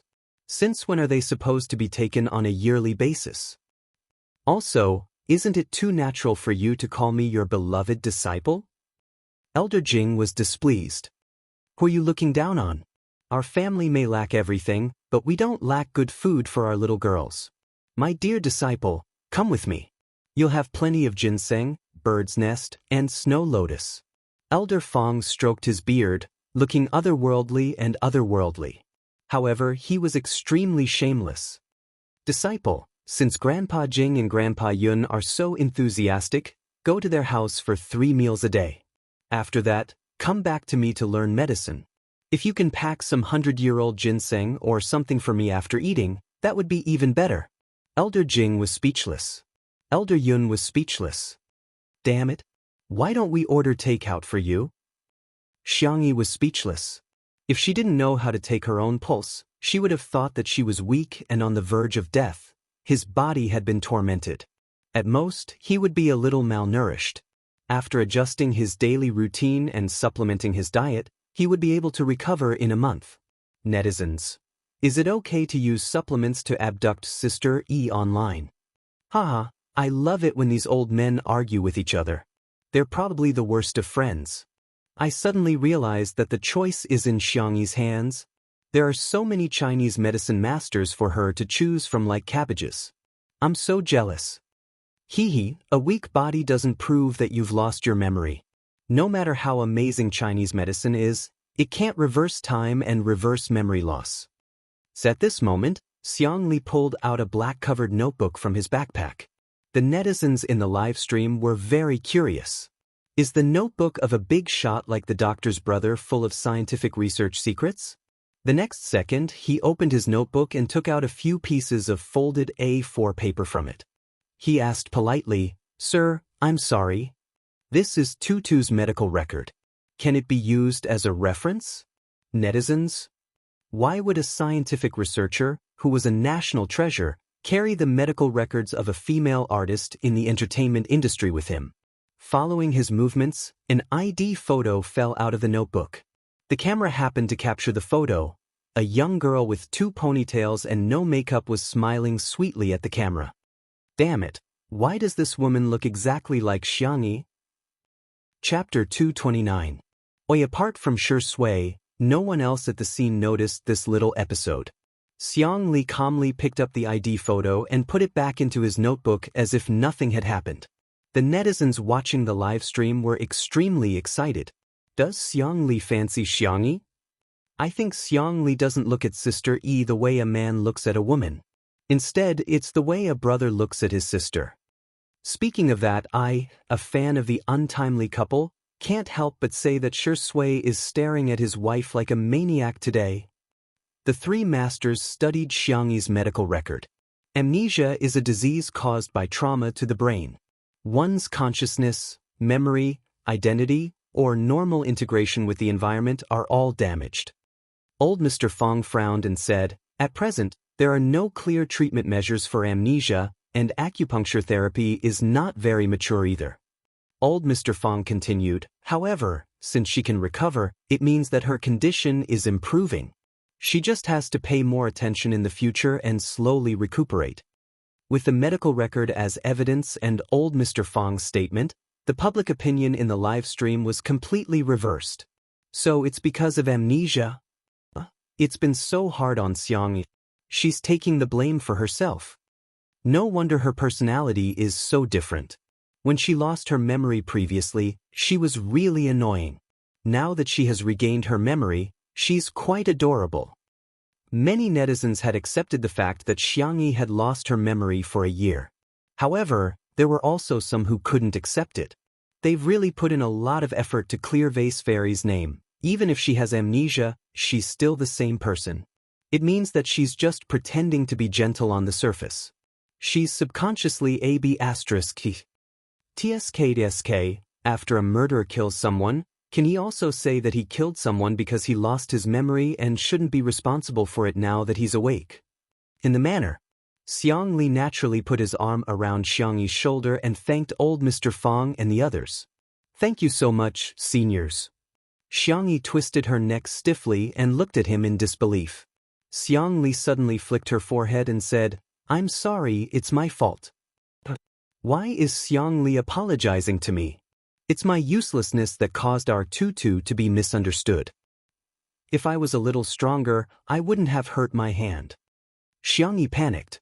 No, it's because... She suddenly froze, not knowing how to explain. Xiangli tried to smooth things over. When you lost your memory, your mind was like that of a toddler. If I didn't save you, the consequences would have been unimaginable. You were scared out of your wits at that time. I didn't take those words to heart. I've never regretted saving you.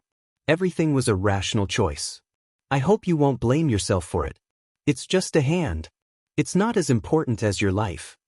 He said it casually, as if the suffering he had suffered in the past year was nothing at all. Xiangyi's eyes reddened. Second brother. Was he going to take all the responsibility on himself? The netizens in the live stream were also stunned. No way, right? Is Dr. Gidge so lovey-dovey? The next second, don't cry. His tone was helpless and gentle as he gently rubbed his finger against the tears at the corners of her eyes. Coaxing you is much harder than solving problems. Others may think that you're a bad person, but in my eyes, our Tutu is the best sister in the world. Chapter 230. After a few seconds of silence in the comments section, a dizzying barrage of pop-up comments flooded in. Brother? Biological brother? This is going to be the hottest topic of the year. I told you they're biological siblings. Exactly, Xiangli and Xiangyi sound like they're family. Stop trying to be wise after the fact. You guys were the ones who scolded them the most just now. How pretentious. Were you born in a plastic bag? All the clamor seemed to have been paused. Xiangyi raised her little face and stared at her second brother in front of her in a daze. Tears welled up in her eyes and she tried her best to hold them back. However, the moment he coaxed her, tears welled up in her eyes. She was actually really not that strong. In front of outsiders, she could remain calm no matter how aggrieved she was. However, in front of her brother, she couldn't keep her cool at all. As soon as his sister started crying, Xiangli immediately panicked. He was indeed not good at coaxing girls. All he knew was to pat her back clumsily, again and again, patiently and gently. Shui remained silent and turned to the side to block the camera for her. However, she didn't disturb her and Xiangli. Do you want some candy? Xiangli asked as he took out a milk candy from his trouser pocket. Shui was speechless. Looking at the familiar brand of milk candy, his eyebrows twitched.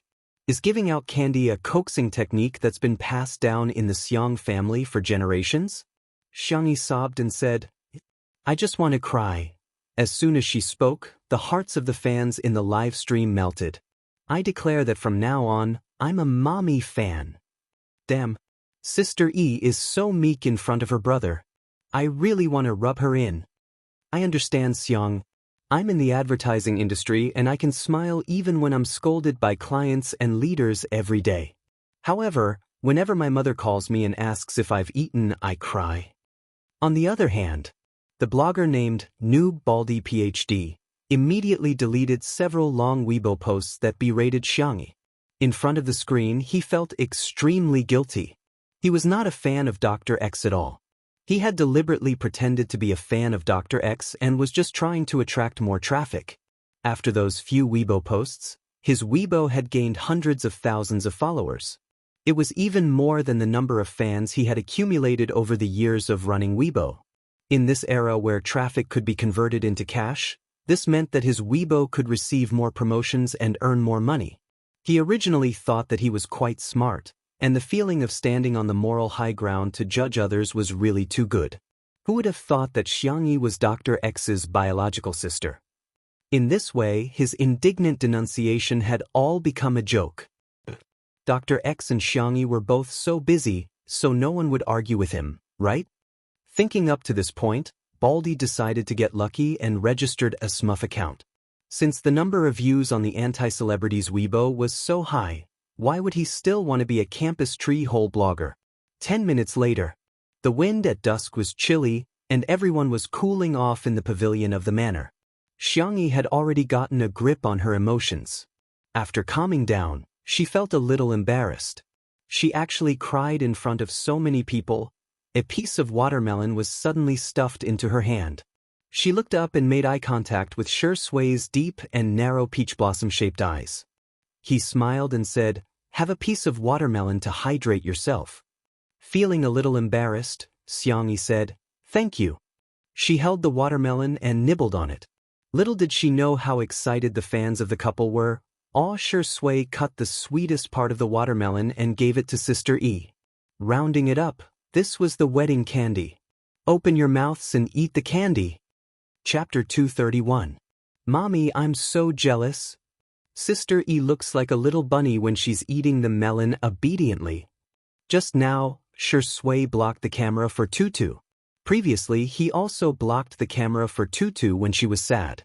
This man is really considerate. What the hell is a big cotton padded jacket? Are you trying to make me laugh to death so that you can inherit my emoji package? At this moment, the top cultists collectively went out to fight, refusing to let go of any candy. Although there were still some haters, they were soon drowned out. Elder Fong and the other two took a tour of the manor and were about to leave, but they smelled the aroma of food wafting from the kitchen. Elder Yun was proficient in the art of food therapy. After smelling a few Chinese herbs, he clicked his tongue and said, "Since my beloved disciple is making medicinal cuisine, I'll force myself to stay for dinner." The netizens were dumbfounded. "Sorry, Grandpa, you don't look like you're forcing yourself to stay. You look like you're very willing." Elder Jing sneered. "She's obviously my obedient disciple." Seeing that the two of them were about to argue again, Elder Fong suddenly said, "Why don't we accept her as our disciple together? Wouldn't that be perfect?" Elder Yun thought for a few seconds and said, "I'll think about it." Although Elder Jing didn't agree, he didn't argue, which was rare. However, the netizens in the live stream didn't think much of it. They thought that Elder Yun and Elder Jing were just giving Elder Fong face and didn't turn them down directly. As the dishes that Xiangyi had prepared were served one after another, the number of viewers in the live stream of Two Under One Roof also increased. The foodies had arrived. Countless people had prepared their meals or ordered takeout, accompanied by drinks and snacks. They were all staring at the screen and swallowing their saliva. Braised pork with thick oil and red sauce, tender and glossy steamed pork ribs with garlic, light and delicious fish head tofu soup. There were vegetarian dishes, dry-fried mushrooms, cold shredded bamboo shoots, and so on, which filled the entire table. There were also two medicinal cuisines, one of which was the American ginseng lean meat soup from Elder Yun's medicinal cuisine guidebook, while the other was Xiangyi's original casserole soup. Elder Fong and Elder Jing picked up their chopsticks reservedly, but when they tasted the first dish, they paused in unison. "My obedient disciple's cooking skills." Elder Yun impatiently tasted the two medicinal cuisines. The American ginseng double snow lean meat soup was improved based on his medicinal cuisine recipe. It tasted better. As for the casserole soup, through the combination of food and fine cooking, it looked, smelled, and tasted perfect. He had truly achieved the point where medicine borrowed the taste of food, and food aided the medicine's medicinal properties. Bitter medicine had turned into delicious medicine. After drinking 2 bowls of soup, Elder Yun suddenly put down his bowl with a solemn expression. Xiangyi said gently, "Grandpa Yun? Is the food not to your liking? Why are you calling me Grandpa Yun?" Elder Yun pretended to be angry. "Call me Master." Elder Jing was anxious. "You're really annoying." However, Elder Yun said earnestly, "Come, my beloved disciple, this is your second master." "Elder Jing?"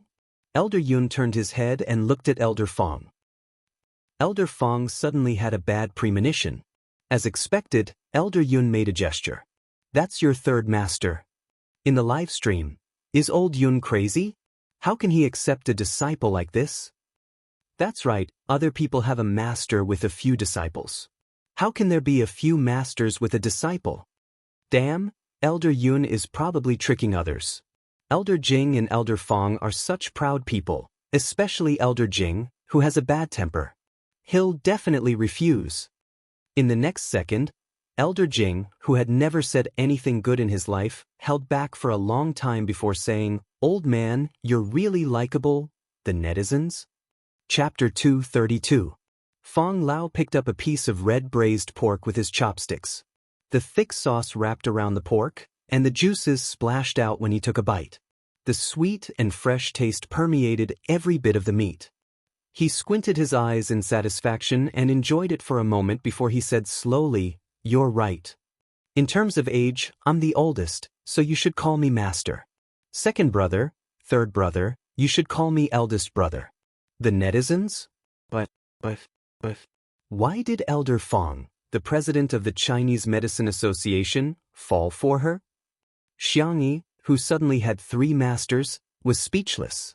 The girl didn't know whether to laugh or cry.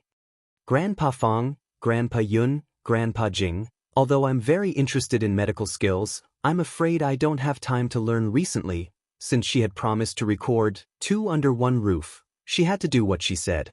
Otherwise, it would make things difficult for Shui and Li Jianyu. Elder Jing looked around and said, "The scenery here is beautiful and the air is pleasant. I can stay here and teach my beloved disciple some medical skills." Elder Yun, "Yes, it's quiet here and suitable for meditation." Elder Fong, "Little disciple, you won't dislike me, right?" Sigh, "We're old men, it's inevitable that people will dislike us." Xiangyi hurriedly said, "That's not what I meant. Grandpa, you can stay as long as you want. I'm just afraid that I won't be good enough and will let you down." Elder Fong had been waiting for her to say that. He winked at his entourage and someone immediately brought over a brocade box and respectfully placed it in front of Xiangyi. Xiangyi opened the box to see a piece of high-quality ginseng inside. At a glance, it was at least a few decades old wild ginseng. "Grandpa Fong, I can't." Xiangyi wanted to decline politely, but she heard Elder Fong say calmly, "It's a gift for you. You can eat it as a snack. It's not something expensive." The netizens? Eat ginseng as a snack? I'm kneeling to the big boss. Those who don't know better would think he gave her a carrot. I've seen a ginseng of similar size sold for 6 figures. Elder Yun also had someone bring over a gift, a box of Tianshan snow lotus. Before Xiangyi could open her mouth, he calmly said, "Don't be so courteous with your master. Drink the flower tea to dispel coldness, remove moisture, and beautify your complexion." The netizens were speechless. Snow lotus, flower tea. Forget it, I'll turn my mic off. Only Elder Jing's eyes widened like copper bells. These two scheming old men. You actually prepared a greeting gift behind my back. He had never fawned over anyone in his entire life, and he didn't know the ways of the world. How could he have thought of bringing a greeting gift for his obedient disciple? Seeing the little girl's flattered look in front of the ginseng and snow lotus, Elder Jing's heart ached. What kind of good thing was this? What was there to be at a loss about accepting such a small thing? The old man snorted and took out a card from the pocket of his tang suit. "Here, swipe whatever you want to eat at our restaurant." The card he pulled out was the Ji Shi Tang Pharmacy's nationwide internal card. Netizens commented, "At this moment, old Jing looks like the overbearing grandfather of the overbearing Xiao in novels." Elder Fong. Elder Yun. "Oh no, I've been outdone." Elder Jing put his hands in the pockets of his tang suit. He first glared fiercely at Elder Fong and Elder Yun, then looked at Xiangyi and smiled childishly. Chapter 233. Xiangyi did not want to dampen their spirits, so she had no choice but to accept the gifts from her grandfathers. Oh no, her masters. She thought to herself that she would give them a suitable gift in the future. Seeing that the young lady had accepted the gifts, the 3 masters heaved a sigh of relief. This meant that the young lady had acknowledged them. The atmosphere at the dining table became more harmonious. Suddenly, there was a strange sound coming from the depths of the garden. Xiangyi was about to check it out when she acutely noticed that a few agile shadows had emerged from the dark. The nature of Xiang Li's work was special, and Elder Fong and the others were influential masters in the field of traditional Chinese medicine. Simply put, the only thing the manor lacked today was the bodyguards of these big shots. Soon, more than 10 boys with dusty faces were carried over as if they were little chicks. "Reporting! These people are sneaking around and trying to barge in," said a stern and cold voice. Rong Huai was the first to retort. "Who's sneaking around? Don't slander us." "Then why didn't you leave the front door open? I have a legitimate reason to suspect you. Tell me, what's your motive?" Xiangyi got up in time. "I know them." Rong Huai and the rest were then released. "What's going on? Are you interrogating us like we're criminals?" Rong Huai muttered softly. When he saw Xiangyi's face, he suddenly felt guilty and whispered, "Sister, we don't have any ill intentions. We just wanted to come and see you before we leave." After a few hours of construction work, Mingxi Boys High School was almost done. Most of the children had been taken home by their parents. However, there were also children like Rong Huai who did not want to go home but had nowhere to go. Probably because of the fledgling complex, they all had similar subtle feelings for Xiangyi. It was as if they could draw a sense of security from her. Xiangyi crossed her arms. "It's already so late. Are you going to stay out all night? Wait here obediently. I'll arrange for a car to send you home." You don't have to arrange it. It's not like we don't know how to take a taxi. Rong Huai retorted. The little wolf cub was quite fierce and intimidating at first glance. In the next second, rumble, Rong Huai's stomach growled. The atmosphere became extremely awkward. Xiangyi turned her face away. She tried to hold it in for a few seconds, but in the end she couldn't help but burst out laughing. As soon as she laughed, even Rong Huai's underlings betrayed him and laughed mercilessly. Rong Huai's ears turned red as he gritted his teeth. What's so funny? It's not funny at all. Little did she know that the netizens in the live stream were laughing like crazy. Ha, incompetent rage. Little brother must be shy. He wants to see Sister E bully him. Seconded. Although I like E who is meek and gentle in front of her brother, I like E even more when she's cool in front of her brother. Xiangyi finally managed to control her expression. Ahem, you didn't have dinner? A child in the crowd said shyly, this place is too remote. There's no place to eat nearby. When Xiangyi heard this, she said helplessly, then we'll leave after we finish eating. Go to the tool room and get a stool for each of us to sit here. Rong Huai recalled how tired she looked when she was cooking in the afternoon and immediately panicked. Who wants to eat your cooking? I don't want to eat at all. Someone behind him said, but you ate 8 buns made by sister for lunch, and even poured out the last few drops of seaweed and egg drop soup. Rong Huai yelled, oh, shut up. Chapter 234. He turned around and met Xiangyi's smiling eyes. Rong Huai tugged at his pants and said in a low voice, it's not that I ate too much, it's just that the buns you made are too small. It's so small that it's gone in 2 bites. What's wrong with eating 8? Xiangyi's eyes were clear, as if they were filled with clear moonlight. She smiled and said, it's okay to eat a little more. You'll only grow taller if you eat more. Hearing her words, Rong Huai quietly straightened his back. With so many people around, there definitely wouldn't be enough for dinner, and it would take more time to cook something else. Xiangyi thought about it and asked, can we have barbecue? I'll go prepare the ingredients, and you guys can barbecue yourselves. The group of children obviously had no objections. After a while, Xiangyi came over with a few plates of meat. Rong Huai and the rest also brought out the barbecue rack and small stools from the tool room. They lit up the smokeless charcoal and brushed oil on the barbecue pan, after which they could start barbecuing. The pork belly, mutton, and beef were cut into thin slices and cooked in a short while. They were then brushed with Xiangyi's barbecue sauce. If they wanted to eat spicy food, they could even roll it in chili powder and stuff it into their mouths. This taste was awesome.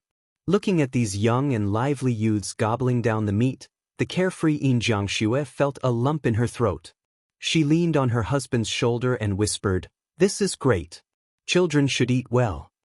Sheng Guang held her hand gently without a word.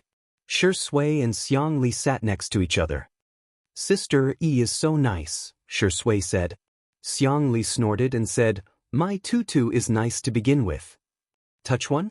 It had to be said that Shi Sui had a firm grasp of the Xiang family's personalities. For example, Xiang Li seemed to be intelligent and flawless, but in fact, he was especially fond of alcohol.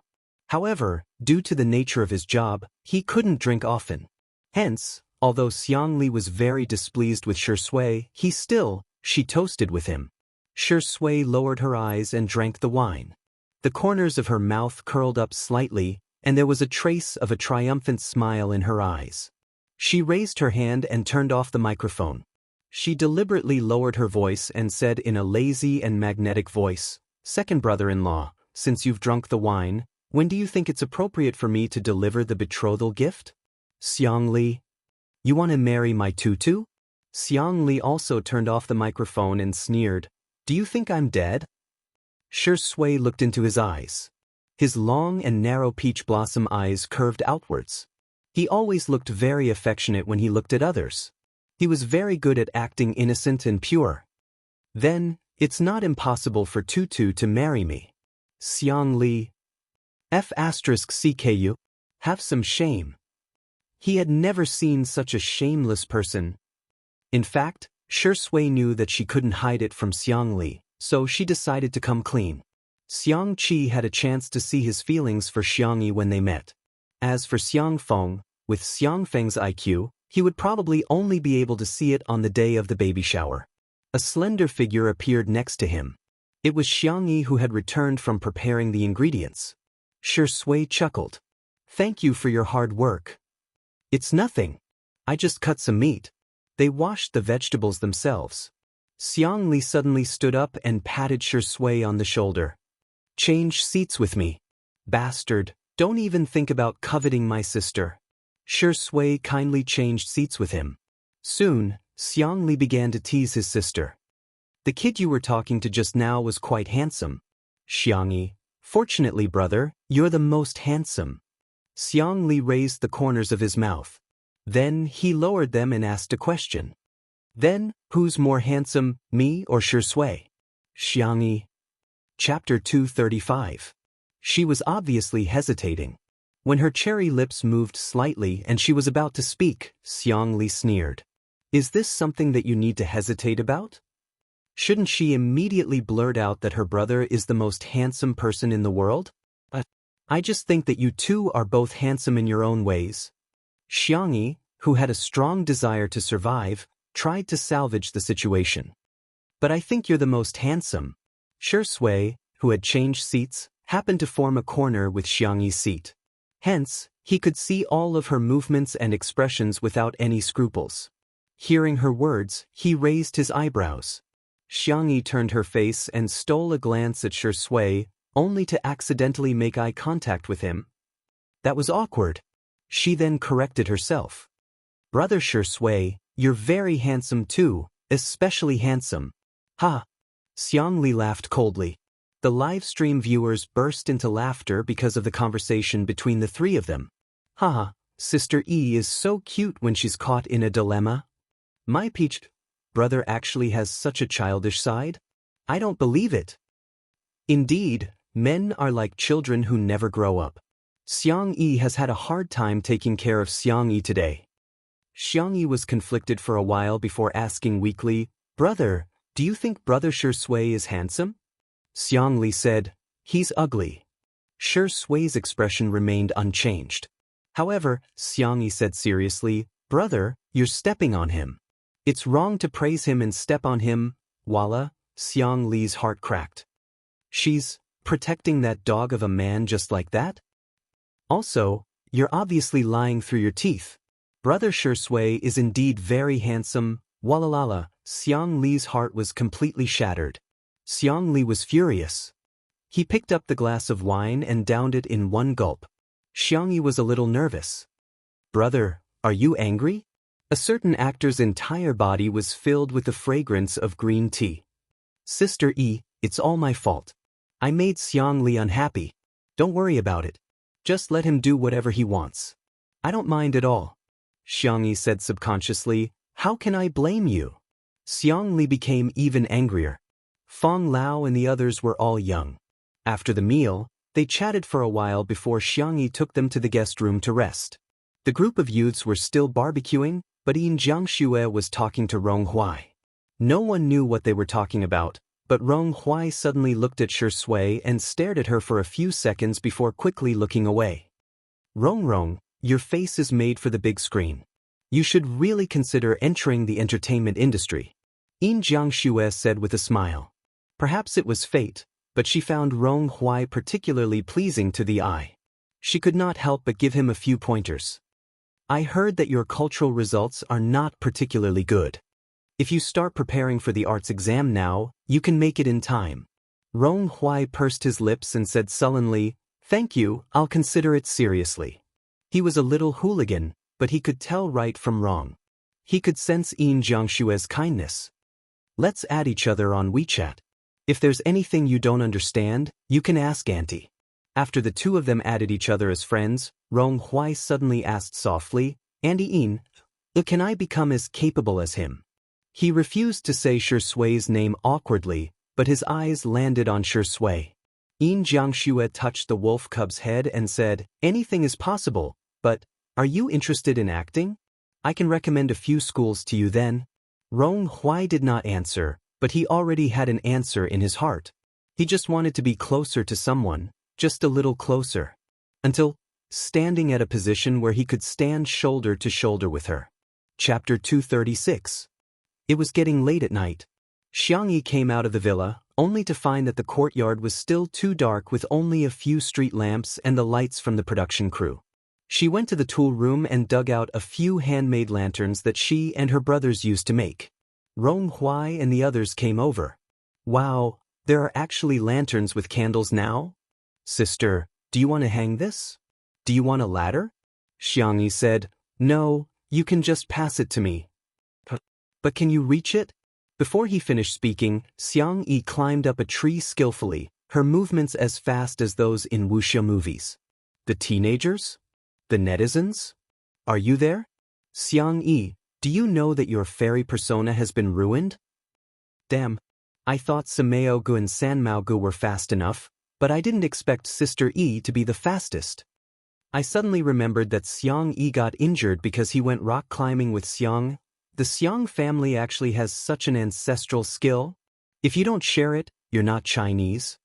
The group of boys opened their mouths so wide that eggs could almost be stuffed in. Xiangyi said calmly, Give me the lantern. Rong Huai, who was the tallest, handed her a lantern in a daze. She hung it up, lit it, and then Xiangyi climbed to the next tree. After hanging the lantern, the courtyard not only became brighter, but it also added a touch of warmth. The warm light of the lantern spread out, and a few moths gathered and bumped into it without hesitation. It was rare for Xiang Li to indulge himself that night.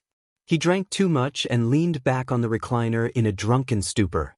The top two buttons of his shirt were unbuttoned, revealing some of his fair skin and thin collarbones. The red mole at the end of his eye looked even more alluring. Xiangyi drank a lot with him too. Although her head was dizzy, she was somehow sober. Yin Jiangxue picked up a ukulele. She hadn't touched a musical instrument in a long time and her hands were a little rusty. She stumbled as she played the ukulele. I have to practice more so that I can sing it for our baby in the future, she said in an expectant tone. Shen Guang clapped for her with a smile in his eyes. From beginning to end, she was the only one in his eyes. The lights were warm and the wind was gentle. It was truly a beautiful night.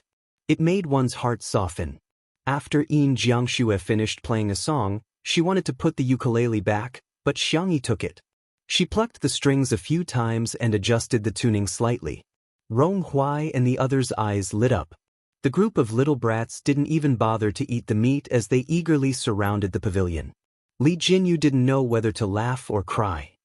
Hey, you guys are blocking Sister Yi's camera. The children were laughing and joking, pushing each other and chasing each other away. They quickly made way. In the live stream.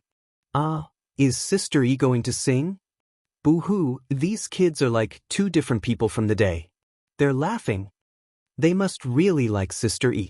They're afraid of blocking the camera, so they're tiptoeing to get a closer look. It's so annoying.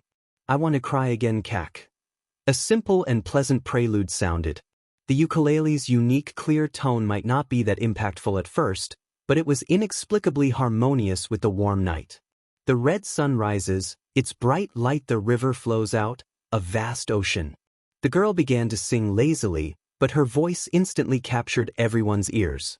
She lowered her eyebrows, her small figure immersed in a half-lit corner, but she was a dazzling presence in the crowd.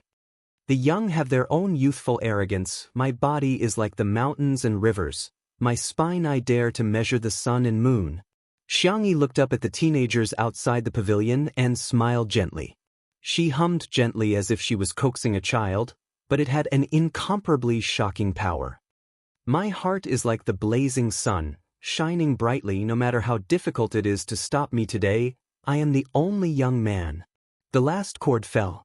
The surroundings were so quiet that one could almost hear the rustling of the wind and the falling petals. Chapter 237. Even the comments section of the live stream had decreased significantly. There was a moment of silence. The comments section of the live stream exploded. I'm crying out loud. I don't know why, but I just feel like crying. I suddenly realized that the female celebrity Xiang. No, her name is Xiangyi. I'm praising Sister Yi so much. She's beautiful, sweet, and heartwarming. No wonder Rong Huai and the other kids would come to see her. She's so healing. In the courtyard, Rong Huai stared blankly at the girl not far away, his heart pounding rapidly. This was the first time he had truly felt his own existence. Behind him, the boys who were easily moved to tears began to cry, and those who didn't had their eyes reddened.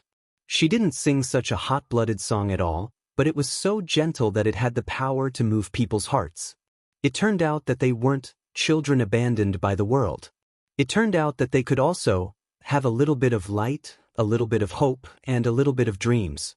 They were still youths with limitless possibilities. Their hearts were like blazing suns. Even Li Jianyu couldn't help but wipe away his tears. In the beginning, he still had some doubts about Shi Sui's invitation to Xiangyi to appear on Two Under One Roof. However, he now understood that it wasn't Two Under One Roof that made Xiangyi successful. It was Xiangyi who made Two Under One Roof happen. The live stream ended for the day. Rong Huai and the others also got into the car and left safely. Before they left, they cleaned up the yard and even took away the trash. It was as if they didn't want there to be any filth in Xiang Yi's house. Everyone returned to their rooms. Xiang Li had really had too much to drink, so much so that he was walking unsteadily. Although Shi Sui bickered with him, he still treated him as a friend. Hence, he helped him back to his room. When Shi Sui came out of the bathroom after taking a shower, his gaze darted to the bed. Something's wrong. He frowned and strode forward, lifting the blanket roughly. However, after seeing who it was, he paused in his actions. It was Xiangyi. The girl was curled up into a ball and sleeping obediently. Shi Sui was speechless. He carelessly wiped his hair a few times and said with some helplessness and amusement, "That's true. Even the big drunkard is drunk. How could the little drunkard not be drunk? She was probably drunk when she was singing." No wonder she smiled so sweetly to everyone, especially that little brat named Rong Rong. Shi Sui's gaze fell on the girl's delicate face. She was hugging a pillow and breathing evenly. Her hair was scattered on her cheeks. Shi Sui raised her hand and brushed it away for her. "Aren't you too trusting of me?" Shi Sui chuckled. "You even dared to enter my room and climb into my bed." He wasn't afraid that he wouldn't be human anymore. "You..." Shi Sui sighed and stared deeply at Xiangyi for a few seconds. The emotions in her eyes were thick, and the light in her eyes was obscure. He patted the girl's shoulder twice. "Wake up. Go back to your room and sleep." The little girl who was sleeping soundly snorted and turned over angrily. As she moved, her blouse rolled up, revealing the milky white and delicate skin at the back of her waist. It was very dazzling. Shi Sui's Adam's apple moved. He closed his eyes, covered the girl with the blanket, and prepared to find a guest room to make do for the night. Just as he walked to the door, the crisp sound of the door being locked suddenly rang out, accompanied by the sneer of a drunk genius professor. "I'll lock the door for you. Let's see how you dare to seduce my sister." Shi Sui was speechless. Then, there was the sound of Xiang Li's messy footsteps and the sound of him bumping into something and falling on the carpet. He could vaguely hear his ravings. "I have to protect my sister." Shi Sui was speechless. Chapter 238. This makes people very fascinated. The man pressed his eyebrows and suddenly chuckled. "Fine. Sleep if you want. Lock if you want. Let nature take its course. Everything is the best arrangement." After giving himself a few words of encouragement, Shi Sui turned back and lingered by the bed for a few seconds. Some thoughts of not wanting to be a human flashed through his mind. In the end, Shi Sui still turned off the lights, picked up the script on the bedside table, and sat down on the single-seater sofa by the floor-to-ceiling window. He turned on a small night light and flipped through the script with his well-defined fingers. Shi Sui was still hesitating about this movie. The script was extremely well written. The most holy and flawless church was occupied by a flower of evil. The darkest and most humid mental hospital had the only bright color in the entire movie. The plot line followed the criminal reasoning route. It was intertwined and every supporting character had a high IQ. The emotional line was a scene between a high IQ priest criminal and a psychiatrist. It started with a playful game of cat and mouse and ended with a regretful tragedy. It was full of drama. In all fairness, Shui wanted to take on this script. However, he couldn't act in an emotional scene. It wasn't a problem of acting. It was a psychological problem. He resisted all close contact with women, and it had become a psychological barrier. Director Yen had tried several methods before, but Shui vomited after a single pat. It didn't work at all, so he could only give up in the end. Other scripts were fine, but in this script, if the character of the doctor was deleted or if the doctor's part was deleted, the whole film would lose some kind of balance, and it would not meet the artistic expression that the director wanted. Therefore, he either had to overcome the psychological barrier of acting in the opposite role, or give up this good script. Shui was having a headache. The little girl on the bed probably felt hot and kicked the quilt away. She's quite dishonest. Shui shook his head, put down the script, and got up to cover her with the quilt. The little girl drunkenly called out, "Xiao Naofu, everything." She looked around for the cat in a daze. She didn't touch Xiao Naofu, but she touched Shui's hand. She rubbed her soft and slender fingers tentatively a few times. Then, as if she sensed that something was wrong, she opened her eyes. The world spun before her eyes. She tried hard to focus and finally recognized the man in front of her. "Why are you here?" Shui raised her eyebrows and indulged her behavior. "Who am I?" "My child." Ziza. Xiangyi looked at him innocently. "Why are you here?" "This is where Xiao Naofu sleeps." To emphasize, she patted the pillow on the other side. Shui licked her lips. "Then where do you think I should sleep?" It was too difficult for a drunk person to make a logical analysis. Xiangyi felt her head hurt even more. She mumbled, "You slept in the cat bed." Shui was so angry that she laughed. "Is there such a big cat nest?" The little girl said in an imposing manner, "I'll ask my third brother to make one for you." Shui, "Okay, I'll wait. You go back to sleep." He leaned over to pick up the quilt, but the girl was lying on the edge of the bed. Her cheeks were half pressed against the black sheets, which made her skin look even fairer. The drunk girl spoke slowly and more softly than usual. You look good, hm?" Shui simply sat cross-legged on the ground and looked at her calmly. "Then, between me and your brother, who looks better?" Xiangyi frowned, looking like she was about to be forced to do business again. Chapter 239. She shrank back and dodged his gaze. "I'm sleepy." Shui grabbed the pillow in her arms. The little girl was drunk and weak and couldn't move at all. The two were in a stalemate. After more than 10 seconds, the girl sighed helplessly. "Okay, then I'll tell you alone." "Then you're not allowed to tell anyone else." The man looked at Xiangyi affectionately and gently. Xiangyi whispered, "You and brother are both good-looking, but I think you're the most good-looking, because I like you." Whoosh. The ambiguous atmosphere fermented uncontrollably in the air, and the room seemed to have heated up, adding a sense of irritation. Shui raised his hand and rubbed the back of the girl's neck. He coaxed, "Say it again." Xiangyi was drowsy. She murmured in a soft voice, "I'm really sleepy. You said you like me." After a pause, the man smiled. "You even said you want me to be your boyfriend." Xiangyi protested softly, "I didn't. I said I like your face." Her mouth was sealed by the man's palm, and her soft lips were pressed against his warm palm. The girl blinked her long eyelashes. "I'll think about it and give you an answer." Shui looked like he was in a difficult position. "TSK, you don't know how popular brother is." There seemed to be something wrong. However, Xiangyi was too sleepy. Her eyelids drooped, and she mumbled a few words before falling asleep. Shui's deep eyes were mixed with dark emotions. His clear Adam's apple bobbed visibly. His gaze lingered on the girl's lips for a few seconds. He rubbed his fingers against them and smiled. "What should I do? Brother really doesn't want to be a good person." The sky was slightly bright, and the morning stars were sparse. Xiangyi gradually regained consciousness, but she felt a faint headache. She sat up and habitually rubbed Xiao Naofu beside her pillow. It wasn't the usual fluffy and warm feeling. Instead, Xiangyi's eyes widened, and she was no longer sleepy. How could it be Shui?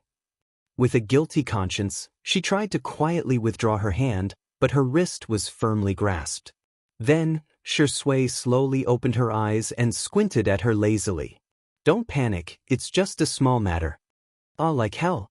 However, Xiangyi had been through so many worlds. She was mentally strong. She said calmly, "Good morning." She thought that as long as she was calm enough, Shui would be the one panicking. Unexpectedly, the man's voice was tired and hoarse, soft and light, like a feather that tickled her heart. "Good morning. Sister, why are you in my room? Are you still on my bed?" Xiangyi had an inexplicable feeling that she was a scumbag who didn't take responsibility after defiling the other party. "Ahem, if I say that I'm here to tuck you in, would you believe me?" Shui raised her eyebrows. Xiangyi felt guilty and uneasy. After a while, Shui let go of her wrist as if believing her. "I see. I'm really a little genius with quick reflexes." Xiangyi smiled. "Then have a good rest, I won't disturb you." She jumped off the bed and didn't even bother to put on her slippers. Her fair feet stepped on the wooden floor as she hurried out. Shui rested her chin on her elbow and looked at her with a half-smile. Xiangyi turned the doorknob, she didn't turn it. She froze, but the man's slightly flustered voice sounded behind her. "It's just a blanket, is there a need to lock the door? Sister Yu, what are you going to do to me?" Chapter 240. Xiangyi was completely dumbfounded. At the thought of her uncle Xiang Feng singing in a tree when he was drunk, a look of horror appeared in her eyes. Did she also get drunk and go crazy? For example, breaking into Shui's room and taking advantage of him sleeping. Oh, what did she do last night? If you like Big Brother, you can just tell me. Shui sat up straight and slowly put on his glasses. You don't have to be so scheming. Xiangyi. She turned her head and found that Shui's pajamas were in a mess and he looked aggrieved and helpless. Xiangyi hesitated for a few seconds, then silently stepped forward and covered Shui with a blanket. Shui raised his eyebrows. Huh? Do you want to go take a shower? Xiangyi recalled the romance novels she had read with Xiao Naofu when she was bored. Although you may not be clean anymore, please don't cry, okay? I will be responsible for you. Let me think about it. The development of this matter was beyond Shui's expectations. He lowered his eyelashes to hide the smile in his eyes and replied, "Then I'll go take a shower." In the living room. When Xiangli woke up, he was in a daze. He fumbled around and found his glasses, only to realize that he was in his room. He seemed to have fallen last night and the bodyguards had sent him back. Thinking of his perfect lock, the corners of Xiangli's mouth curved up. As expected of me. The next second, the phone next to his pillow vibrated. He picked it up and saw that it was a message from his sister. Tutu, brother. Tutu, brother, I did something wrong. What should I do /cry Xiangli frowned and typed with one hand. Don't cry, speak slowly. Tutu, I drank too much last night and walked into the wrong room /cry. Seeing this, Xiangli suddenly had an ominous feeling. Where are you? Buzz, Tutu, I'm in Brother Shui's room, Xiangli. He threw off the quilt and rushed to Shui's room. The door was still locked, but he had no time to look for the key. He called for his bodyguards and used brute force to break in. Xiangyi was startled by the noise, and her phone almost fell to the ground. Xiangli was furious. He grabbed his sister's wrist and walked out. Just then, the bathroom door opened. Shui was only wearing a pair of black sweatpants. His body was well-proportioned, with broad shoulders and a narrow waist. His abdominal muscles were well-defined, and his V-line lines snaked into the black pants. As he dried his hair, the smooth muscles of his forearms became more and more obvious. The man blinked his peach blossom eyes and dragged his voice. Sister E, I'm done. Have you thought about it? Xiangli roared. Put on your clothes. What kind of scandal is this? Only then did Shui slowly pick up the thin sweater on the shelf and put it on. He stared at Xiangyi, looking innocent and pitiful. Xiangyi. Brother Tingrui, don't be so fierce. You'll scare him. Xiangli was so angry that he almost vomited blood. You're still protecting this B******. Shui leaned against the door frame. Part of his sweater had slipped off, revealing his collarbones and protruding Adam's apple. He blinked innocently. Huh? Didn't Sister E lock the door? TSK, I wonder who did it? Xiang Li. Of course, he couldn't admit that he did it. Otherwise, he would turn from a genius brother to a fool brother in front of his sister. Xiang Yi tugged at her brother's sleeve and whispered, Brother, I don't know who locked the door, but I think I took advantage of him, Xiang Li. Xiang Yi looked pitiful. How can I take responsibility for it to show my sincerity? Xiang Li. You even tricked my tutu. King Shui, are you still human? Chapter 241. Xiang Yi was pushed out of the room by her brother. Then, the door was slammed shut. Before the door was closed, Xiang Yi saw her brother rolling up his sleeves. Are they going to fight? She wanted to go in, but she heard her brother yelling through the door, Go back to your room. Then, Shui's gentle and calm voice sounded. Don't worry, I'll have a good chat with your brother. Xiang Yi scratched her head and chose to believe them. She walked towards her room. Her hungover brain was slower than usual, so she didn't notice that someone was secretly taking photos of her coming out of Shui's room outside the floor-to-ceiling window.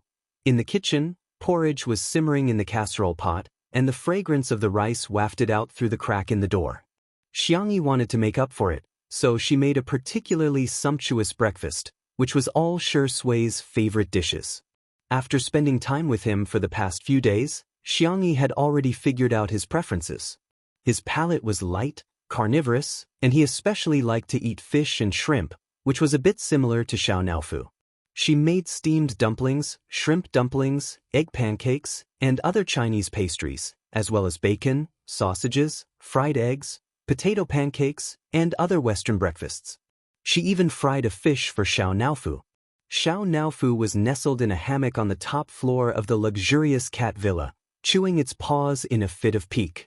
It saw Xiang Yi coming out of Shui's room. Boo-hoo, this stupid woman has changed her mind. I'm no longer her favorite. I'm not going to talk to her anymore. However, when Xiang Yi came over with the grilled fish, Xiao Naofu's nose twitched and it began to drool. Xiao Naofu, it's time to eat, Xiang Yi coaxed softly. No. I can't forgive her just because she coaxed me. Xiao Naofu. Xiang Yi scratched the back of Xiao Naofu's neck. Don't be angry with me, okay? I've coaxed you twice. Xiao Naofu counted in its heart. Xiang Yi murmured, Everything, little baby, if you don't eat, the grilled fish will get cold. Freedoms. Forget it, I'll just reluctantly forgive her. Xiao Naofu flipped over and extended its claws at Xiang Yi. Meow, Xiang Yi raised her eyebrows and took it down from the hammock. She patiently tore the grilled fish into small pieces and fed it bit by bit. Xiao Naofu's belly was round as it rolled around on the ground in satisfaction. Xiang Yi threw it a few balls to play with and got up to do her morning exercise outside. Behind the small kitchen, there was a villa where the staff of the production team lived. Xiao Liang was the camera assistant of the production crew. He had just graduated not long ago and was at the age where he was impatient. His salary was considered high among his peers. However, he lived in this large manor every day and watched the bright and beautiful stars coming and going. It was inevitable that he would feel a little unbalanced. What right did these people have to have all this without working hard? And he could only get a few $1,000s a month? The aroma of the rice grew stronger and stronger, spreading from afar. Xiao Liang was displeased. That female artist named Xiang Yi is really hypocritical. She only cooks for us once in a while. At other times, we have to order takeout or solve our own problems. Since she's already cooking, what's wrong with cooking more? We're all humans, why should we treat them differently? As for whether Xiang Yi would have a hard time cooking for dozens of people, that was not within his consideration. He gritted his teeth and found a paparazzi that he had accidentally added on his friend list. He typed, There's a video of Ingdi and Xiang Yi. How much are you willing to pay? During the morning rush hour, an explosive video instantly attracted everyone's attention. Chapter 242. The blogger who broke the news had a notorious reputation, but the netizens were keen on gossiping and would always curse while watching the drama unfold. Gossip Frontline v. Shocking. At the filming site of a well-known variety show, A certain female celebrity couldn't bear the loneliness and broke into the male guest's room in the middle of the night for a tryst. She didn't come out until the morning. The female guest's brother flew into a rage when he found out about it. Deeply ashamed of himself for having such a shameless sister, there was a 10-second video attached, in which a slender girl came out of the room with two men behind her. The blogger was very tactful. He didn't mention any names and even blurred out everyone's faces. However, the more he tried to cover it up, the more curious he became. The comments section was extremely lively. Let's squat in the front row and see the name of this disgusting female guest. Oh my God, those clothes. I think I know who she is. Hey, the two men behind her have such good figures. Maybe this female celebrity is trying to get in between the two brothers' beautiful romance? Don't say that, it's disgusting. Let me decode the code. The variety show is Two Under One Roof, and the female guest is Xiangyi, who has been in the limelight recently, while the male guest is Fearsome, the best actor. The older brother is a PhD student named Xiang Li, who is very impressive. Seriously? I watched the live stream yesterday and had a good impression of Xiangyi. Why is she causing trouble again today? She's always seducing men. The news caught them off guard, but Xingchen Entertainment, which Fearsome was in, still immediately released a statement. However, Tomato Entertainment, which Xiangyi was in, didn't respond for a long time, which inevitably caused people to speculate. Little did they know that Tomato Entertainment felt that it was also a way to make a name for themselves. Once they gained popularity, they could even help the company's newcomers. Why would they go against money? Anyway, Xiangyi had been scolded all this while, so what if they scolded her a little more? In the manner. After having breakfast with Xingguang, Yin Jiangxue exchanged contact information with Xiangyi and reluctantly said goodbye. Although the three masters wanted to stay behind to teach, they were all tied up with miscellaneous matters and could only make an appointment later. Only Xiangyi, Fearsome, and Xiang Li were left at the dining table. Brother Fearsome, try this xiaomai. Brother Fearsome, this shrimp dumpling is also delicious. I added less salt according to your taste. Brother Fearsome, do you want another bowl of congee? I'll get it for you. Xiang Li gritted his teeth. It's not like he doesn't have hands. Fearsome said kindly, Sister E, you don't have to be so nice to me. Anyway, I'm used to it. Your second brother is in a bad mood. You should coax him more. Xiang Li, if it weren't for the fact that Fearsome was still a decent person last night and nothing had happened between the two of them, he would have ordered his bodyguards to break this guy's legs. With his intelligence back, Xiang Li's eyes lit up. Tutu went to your room. Didn't you feel anything? Hearing this, Xiangyi also felt that something was wrong. Fearsome wasn't tricking her, was he? I drank a lot last night too, Fearsome said calmly. This was the truth, but he wasn't drunk. However, this sentence successfully misled Xiangyi. If it were someone else, Xiangyi might have questioned it. However, she had a natural sense of trust when it came to Fearsome. After all, in her memory, Fearsome had always been a gentle and reliable older brother. Little did she know that the gentlemanly image was just an illusion. The big tail behind him had been wagging long ago. At this moment, Li Jinyu rushed in. Chapter 243. Daddy sure, bad news. There's news about you and Sister E. Li Jinyu was sweating profusely as he handed the phone to Fearsome. Xiangyi tilted her head to take a look but was stopped by Li Jinyu. It should have been leaked by our crew. I'm investigating it now. Sister E, don't worry, I'll definitely give you an explanation. Xiangyi immediately understood and asked calmly, someone is scolding me? Li Jinyu was a little helpless. Yeah. Soon, Fearsome's manager, Si Chuanbai, called and he got up to the balcony to pick it up. Si Chuanbai said concisely, the announcement has been made. I need to confirm with you whether the two of you are in a relationship. If you are you going to make it public? I'll have to prepare for the next step. Fearsome looked up at Xiangyi. Not at the moment. Are you serious? Si Chuanbai was slightly stunned. I'll just ask directly. Is she worth it? She's worth it, she answered without hesitation. Si Chuanbai was silent for a while before saying, all right, I understand. Since it's your choice, I'll respect and cooperate with you. Then you... She chuckled lazily. Aren't you going to wish me a happy marriage in advance? The originally serious atmosphere was forcefully diverted by Shi Sui's flirtatious words. Si Chuanbai took a deep breath and mocked. You're not even in a relationship and you're already thinking about getting married? Huh, why don't you find a naming master to help you come up with a few baby names? Alright, remember to find a master who's more expensive. Thank you. Xiangyi also received a video call from Anan. On the screen, Anan was crying with a head full of colorful hair. Boo-hoo, they're so bad. Not only did they not help you with public relations, they even let a few newbies ride on your popularity. Trash company, why hasn't it closed down yet? Xiangyi did not take these matters to heart. To her, it was far less important than what to make for lunch. Alright, don't cry. Xiangyi comforted him. If it really goes bankrupt, won't you lose your job too? Anan sniffed. Then when the time comes, I'll be Tony's teacher and raise you by washing, cutting and blowing. Xiangyi couldn't help but laugh.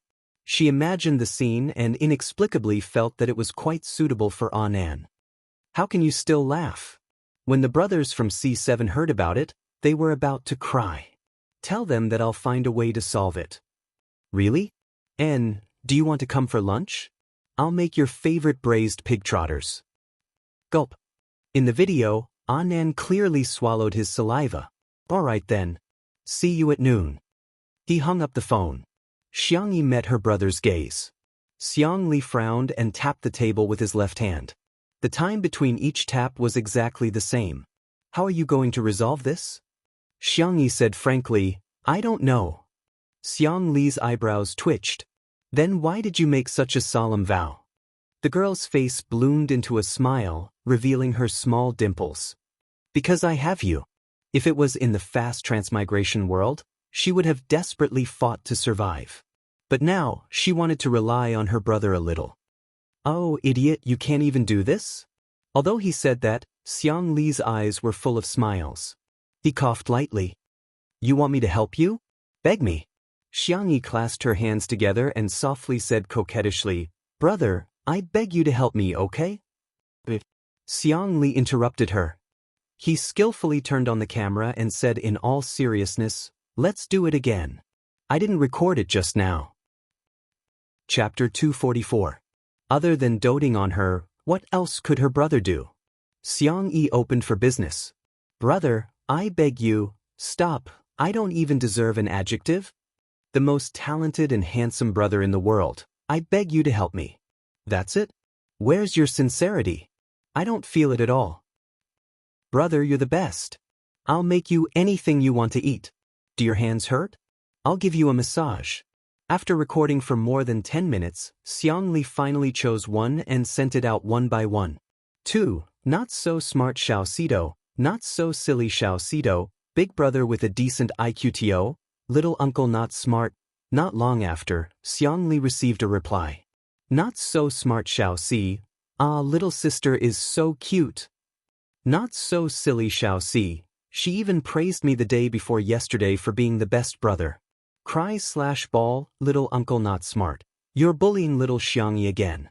Big brother with a decent IQ, colon? Big brother with a decent IQ. She's back. Sanction used an affirmative reply. Xiangli smiled and replied, yes. Big brother with a decent IQ. Confirm if that person will appear again. Seeing this, Xiangli frowned slightly. He suddenly felt disgusted when he thought of the existence that had occupied his sister's body for the past year.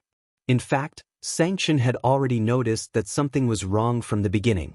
That was why Sanction signed the agreement to restrict Xiangyi from causing trouble. After interacting with Xiangyi, Xiangli had also guessed it. Xiangqi had his suspicions, but he wasn't sure. Xiangyu had a vague feeling that his sister was acting strangely. As for Xiangfeng, it was better not to mention it. In the manner, the filming was done at night on weekdays, so the staff still had a lot of free time during the day. Xiao Liang looked at the balance on his cell phone and was extremely excited. It turned out that a piece of news could be sold for so much money. After tasting the sweetness of it, he was thinking about how to shoot a more exciting video. If he did it a few more times, wouldn't he be able to become rich? Seeing the girl watering the flowers with a watering can in the sea of flowers outside the window, greed appeared in Xiao Liang's eyes. If he put a few pinhole cameras in her bedroom and bathroom, he might be able to get a video that could be sold at a sky-high price, or he could threaten her. Thinking of the FRB kneeling at his feet and begging him, Xiao Liang felt great. Just as he was searching for a camera on the internet. Bang! The door was kicked open by someone. Looking at the few well-built bodyguards at the door, Xiao Liang was scared witless. His voice trembled uncontrollably. "This is my room. It's too disrespectful of you to barge in like this." These bodyguards had been secretly protecting Xiang Li all year round, and they had long developed the habit of obeying orders. He didn't waste any more words with him and directly carried him to the courtyard. "Hey, what is the meaning of this? Let me go!" Xiao Liang yelled, "I'm the assistant cameraman of the production crew. Do you guys have any respect for our production crew?" When the staff saw this, they all gathered around. "What's going on? Hey, what right do you have to do this? Director Li, look at them. This is too much." Li Jianyu's face was cold. Quiet. He was usually joking around, and the average age of the staff was young, so no one was afraid of him. However, when Li Jianyu became serious, the scene suddenly quieted down. The news on Weibo today was a mistake by our production crew. Here, in addition to apologizing to Teacher Xiangyi, I also want to seek justice for Teacher Xiangyi. Chapter 245. Li Jianyu's sharp gaze shot toward Xiao Liang. Xiao Liang's face was pale and his forehead was covered in cold sweat. However, he refused to admit it. "Are you suspecting me? How could I do such a thing?" Li Jianyu said coldly, "If you admit it now, I won't hold you legally responsible." He wanted to give Xiao Liang one last chance. However, Xiao Liang thought that he was bluffing. Didn't he just take a video? Why would he be held legally responsible? Moreover, he had deleted all the chat records and used a distant relative's bank account to collect the money.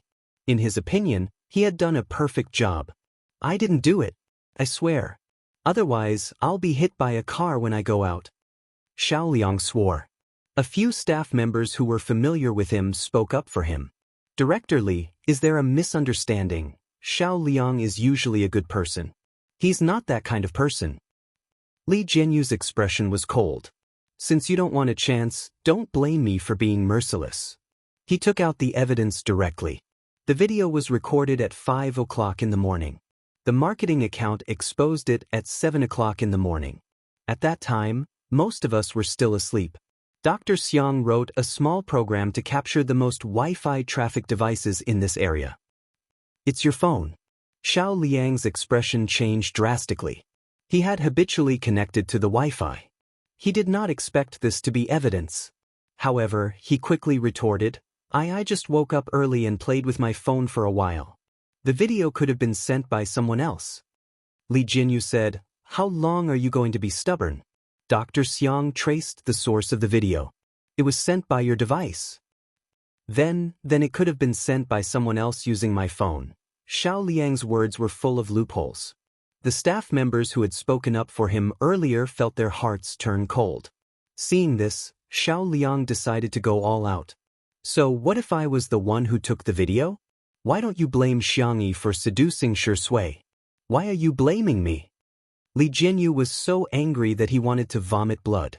"Invading other people's privacy, and you still think you're right? If she had kept her private life in check, I wouldn't have been able to take that video." Xiao Liang said with conviction. At the end of the day, it was her fault. The next second, a certain Siscon doctor grabbed his collar with one hand. His eyes were dark and murderous. Xiao Liang wailed, "Someone's been beaten up, someone's been beaten to death. Help!" Li Jianyu was speechless. He had never seen a thief crying thief.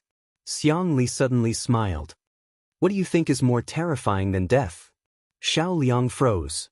"It's a life worse than death." Xiang Li raised his eyebrows. "Do you want to try?" Xiao Liang's pupils dilated. He was a little scared. He subconsciously searched for Xiangyi. She had a gentle temper and was easy to talk to. As long as he begged her properly, She would definitely forgive him. Not far away, the young girl looked calm. She was still watering the flowers unhurriedly, as if she did not take this matter to heart. Teacher Xiangyi, I was wrong. I know I was wrong. I'll apologize to you, okay? I'm still young and ignorant. Please don't take it to heart. A chuckle came from the handsome man beside the young girl. Shui was obviously smiling, but his peach blossom eyes seemed to be mixed with ice. There was no trace of warmth in them. You think you're worthy of calling her name? Chapter 246. The man's aura was too strong and overwhelming. Xiao Liang met his gaze for a few seconds and his legs turned to jelly. With a bang, he fell to the ground and his phone slipped out of his pocket. The screen was still lit up and displayed keywords such as pinhole camera, bedroom, bathroom, secret camera. Shui's eyes narrowed and he exuded a dangerous aura from head to toe. Xiao Liang was on the verge of tears and completely lost his previous arrogance. I didn't install this. I was just thinking about it. Is it illegal to think about it? Shui's aura became even colder. He couldn't bear to mess around with this little girl. What right did this piece of trash have to think about hurting her? Xiang Li, bring your sister into the house, Shui said in a low voice. I can solve my sister's problem. Xiang Li said unhappily. Then when she cries later, will you coax her? Xiang Li gritted his teeth and grabbed Xiangyi's wrist and walked to the living room. Xiangyi's focus was completely different from the two of them. I'm not scared. I haven't finished watering my flowers, Xiang Li said seriously. No, you're scared. Xiangyi said. Okay, I'm scared. Xiang Li nodded in satisfaction. Okay, I'll protect you. An Nan drove his small shabby car to the manor early in the morning. When he arrived, there were still some staff members in the garden who hadn't left yet. They were gathered in small groups and whispering about something. Oh my god, Shui looks so cool when he's angry. He looks so good wearing glasses and sneering. I heard that he has a good temper. He didn't even take it to heart when his assistant betrayed him, but I didn't expect him to be so serious this time. Xiao Liang is really too much. But after today's incident, he can forget about staying in this industry in the future. An Nan listened to the gossip for a while before rushing into the villa. Good boy. I'm here. In front of the floor-to-ceiling window, Xiangyi was combing Xiao Naofu's fur.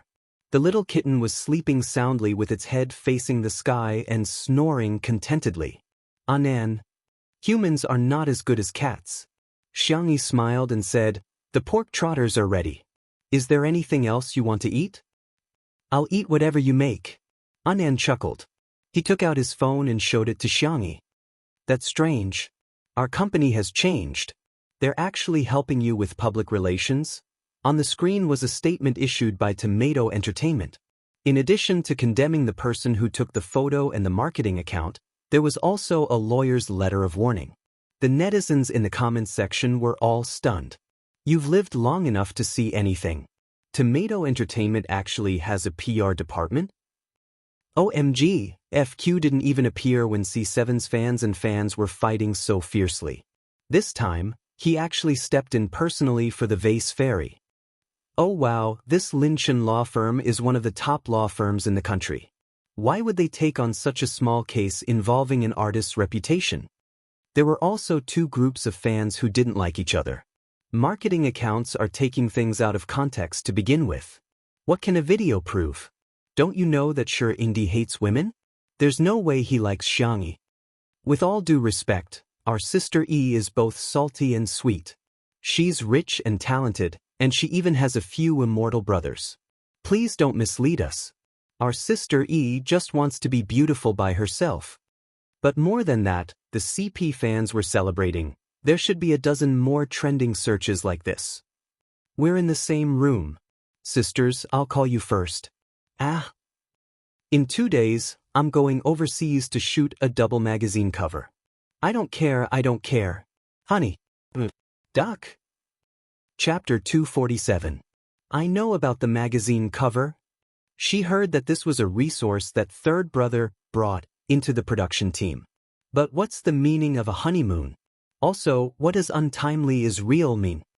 Xiangyi rested her chin on her hands, feeling extremely confused. Was it because she hadn't surfed the internet for too long? Why couldn't she understand what everyone was saying? Annan's jaw dropped. It can't be, can it? Don't you know that you and Shi Ingdi have CP fans? Xiangyi? It's been a little popular recently. You guys are no longer the Arctic Circle couple. I even went to eat some candy. I have to say, everyone is really a girl under a microscope. Annan sighed as he searched for the topic untimely boyfriend for Xiangyi. He skillfully entered the comments section, signed in, and forwarded the comments section. Then he found the best posts and showed them to Xiangyi. A few minutes later, Xiangyi looked a little absent-minded. It seemed a little sweet. Could this be the legendary I kowtow to myself? What are you looking at? Xiang Li poured a glass of water and sat down beside them. Annan urged, it's a super story. Brother, do you want to see it? It's very sweet. It's a must to relieve stress. Really? Xiang Li lowered his head to look at her, wanting to have more common topics to talk about with his sister. Untimely super sweet. Shisui's sister E is moved, edited. Sweeter than first love. Did today's untimely official proclamation. From the first meeting, 10,000 years have passed. Thousands of characters fan phenon minute. 2 minutes. Xiang Li maintained the same posture and did not move. However, his expression became more and more solemn. However, Annan still asked heartlessly, Brother, how is it? Isn't it beautiful? Xiang Li put down the cup, rubbed his eyebrows, and looked at Xiangyi with a straight face. Come with me. Huh. Xiangyi didn't know what was going on and followed him to the balcony. Xiang Li's opening speech was very cold. Recite the 16th rule of the family. Xiangyi recalled for a moment. The dangers of puppy love are as follows. First, it's easy to be cheated by a man. Second, out of the corner of his eye, Xiang Li caught a glimpse of a tall and slender figure. His expression did not change as he waited for his sister to finish reciting. Only then did he leisurely say, So, no early love. Xiangyi? The little girl said weakly, Brother, I'm already 20 years old. What's wrong with being 20 years old? I'm not your brother anymore when I'm 20. Xiangyi had always been obedient in front of her brother. Oh, okay. Xiang Li patted her little head. Good girl. He raised his eyebrows at Shui, who was not far away, as if he was openly provoking her. Shui clicked his tongue and mouthed, Okay, childish. Xiang Li didn't take it seriously. After Shui walked away, he suddenly asked, Tell me, where have you been in the past year? Xiangyi widened her eyes. What's there to be surprised about? Do you think I'm the same as little uncle and can't even see that? Xiang Li smiled slightly, like an old fox. Tutu, are you insulting your brother's intelligence? Time passed. Xiangyi briefly summarized her experience in the past year. Xiang Li listened very carefully. He tapped the railing again and again. The rhythm was accurate. Do you think the initial opportunity was the car accident? Xiangyi was stunned. Isn't it? Xiang Li's voice was very deep. There's a problem. That person may come back. Chapter 248. The sky was overcast. It was the rainy season, and there would be showers from time to time. The sound of thunder came from afar, and the dull roar exploded in their ears. Huh! Xiangyi was stunned, as if she couldn't believe it. After a long time, she came back to her senses. Brother, you mean that person's appearance is not a coincidence? Behind all coincidences, there is a certainty. According to the rules of the system that you said, only souls on the verge of death can be selected. Then, you actually don't fit this rule. Because your injuries are not that serious. A year ago, Xiangyi was in a car accident and fainted on the spot. However, she woke up in just a few hours and only suffered some external injuries. Xiangyi frowned. She tried to keep up with her second brother's rhythm. In other words, I might not be the one selected to travel between worlds. That's right. Maybe you just unconsciously became someone's scapegoat. Think about it carefully. Not all the worlds you go to are safe, right? Physical injuries are small, but if your soul is wiped out, you will disappear forever. This logic is not difficult to deduce. If it's just a trip around the world, then traveling between worlds is the reward. However, if it's a life-threatening mission, then no one will be willing to accept it. A gust of wind blew, and Xiangyi suddenly felt a little cold. Xiangli paused. He was silent for a few seconds, took off his coat, and put it on his sister's shoulders. This is just my analysis. It can't be proven false. Just listen to me. The girl's eyes fell on her brother's right hand, and her breath stopped. If it was really as her brother speculated, that person might take over her body again. What if her brother was hurt again? She felt a light pat on her back, and her brother's gentle voice rang in her ears. Don't hold your breath. What if you hurt yourself? Xiangyi felt a little choked up. He remembered all her little habits. Brother, let's exchange a secret signal. If one day I can't answer, don't believe anything that I say, and don't make any sacrifices for me. Xiangyi tried hard to squeeze out a smile, but it was uglier than crying. The family that she valued the most had been trampled on so wantonly. It was also very likely that it was not an accident. It was a conspiracy. If you can't laugh, then don't laugh. Xiangli pinched his cheek and pondered for a few seconds. You want to cry for a while? Don't worry, I have time. You can cry all you want. He was really and seriously comforting her. How about you cry for 5 minutes first? Shall I make a watch for you? Xiangyi was amused by him. As she laughed, her eyes turned red. Brother, you're still the same as before, you don't know how to coax people. Then let's set our secret code. 5 minutes? All right. Xiangyi inexplicably felt a lot more at ease after the brother and sister talked things out. It was as if he had been floating in the void for a long time and had finally found a foothold. Steady and steady, supporting her. She would never have to worry about not having a way out. By the way, how did you find out that something was wrong? Xiangyi thought of the contract that her brother forced that person to sign. It was very detailed. Although it was childish, it restrained that person from doing whatever she wanted. To put it simply, it was okay to do small things, but there was no room for discussion for big things.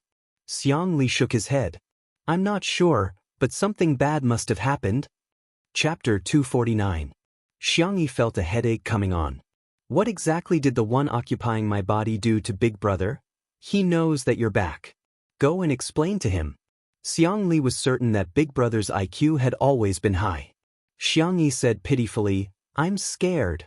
She had been most afraid of Big Brother ever since she was a child. Xiangli didn't respond. He would never admit that he was also afraid of Big Brother, Sengsh, the devil himself. His mouth was hard, but his heart was even harder. The whole family called him a man without a heart. Big Brother, when Big Brother comes back, can you come with me? Xiangyi carefully tugged at Xiangli's sleeve. Little sister, you have to learn to be brave, okay? Although he was talking about chicken soup, his slender hand slowly pulled her hand away. He pulled it away. Xiangyi was speechless. Just a second ago he was so touching, but now he was so fragile. He was indeed her biological brother. Xiangli cleared his throat. I suggest you bring little uncle with you. He can help you take most of the firepower. With him around, Big Brother probably won't have time to scold you. Feng Feng of the Xiang family naturally had the attribute of attracting hatred. In a game, he would be a meat shield that would bleed but not shed tears. Xiangyi was enlightened. Big Brother, you're indeed a genius. What you said makes sense.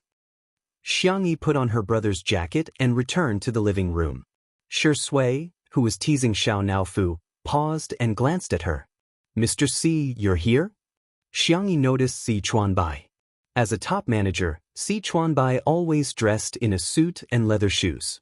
She felt that he was more like a domineering CEO than little uncle. Si Chuanbai nodded. Miss Xiang. He was here to work with Shi Sui. An Nan stared at Si Chuanbai for a long time before moving closer to him and asking softly, Are those sparkling cufflinks made of obsidian? That envious look in her eyes was similar to when she bought a 5-cent popsicle when she was a child and saw her classmates eating a 5-yuan milk popsicle. Si Chuanbai. He smiled politely. An Nan immediately let out a heartfelt sigh. They were both agents, But Si Chuanbai was clearly an elite in the workplace, and he's a social animal at best. Si Chuanbai, on the other hand, felt that Xiangyi's manager was too unreliable. That gaudy, colorful hair and that silly smile. Si Chuanbai also couldn't understand the way he interacted with Xiangyi. The two of them didn't seem like working partners, but more like best friends. An Nan was hungry before dinner time, so Xiangyi made him a bowl of noodles mixed with scallion oil. Seeing An Nan eating so happily, Si Chuanbai frowned.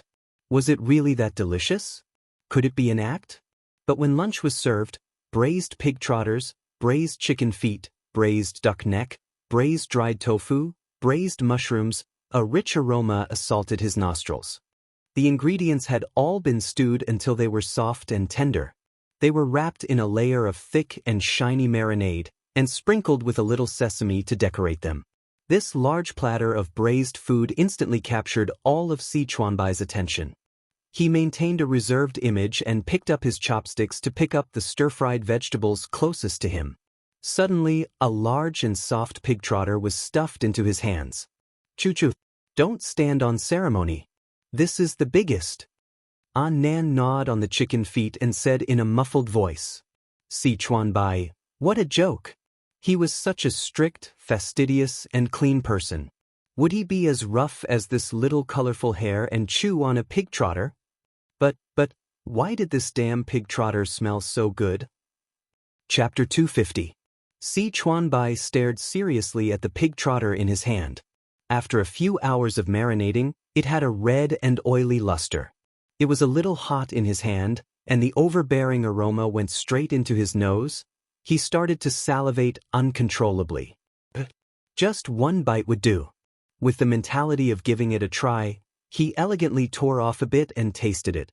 The moment the tip of his tongue touched the marinated pig trotter, the collagen-rich pig trotter was incomparably soft. After chewing twice, it was fatty but not greasy. The meat was slightly springy and chewy. The aroma of the marinating sauce permeated every inch of the meat, even the bones. The combination of fragrance, sweetness, saltiness, freshness, and spiciness with a strong invasiveness instantly occupied Si Chuanbai's taste buds. How could it be? How could it be? This damned pig trotters were actually so delicious. Si Chuanbai's hands trembled slightly. Slowly tearing and eating with his hands was no longer enough to satisfy him.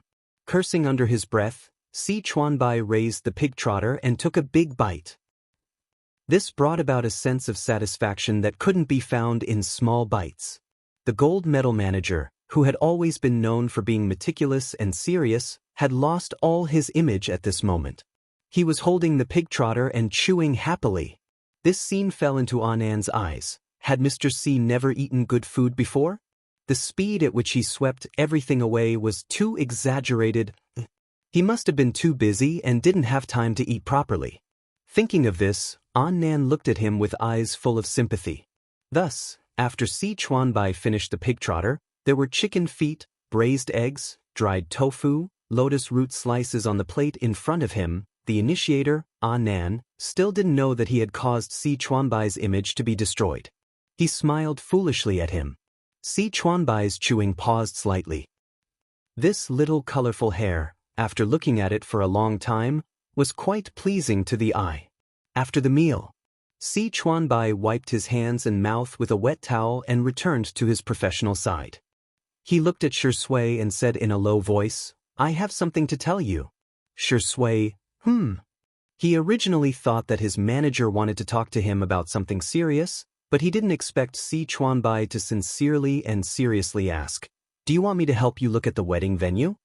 Do you want to look at the confinement center too? Speaking of children, there doesn't seem to be any good houses in the school district under your name. Si Chuanbai's tone could only be described as angry.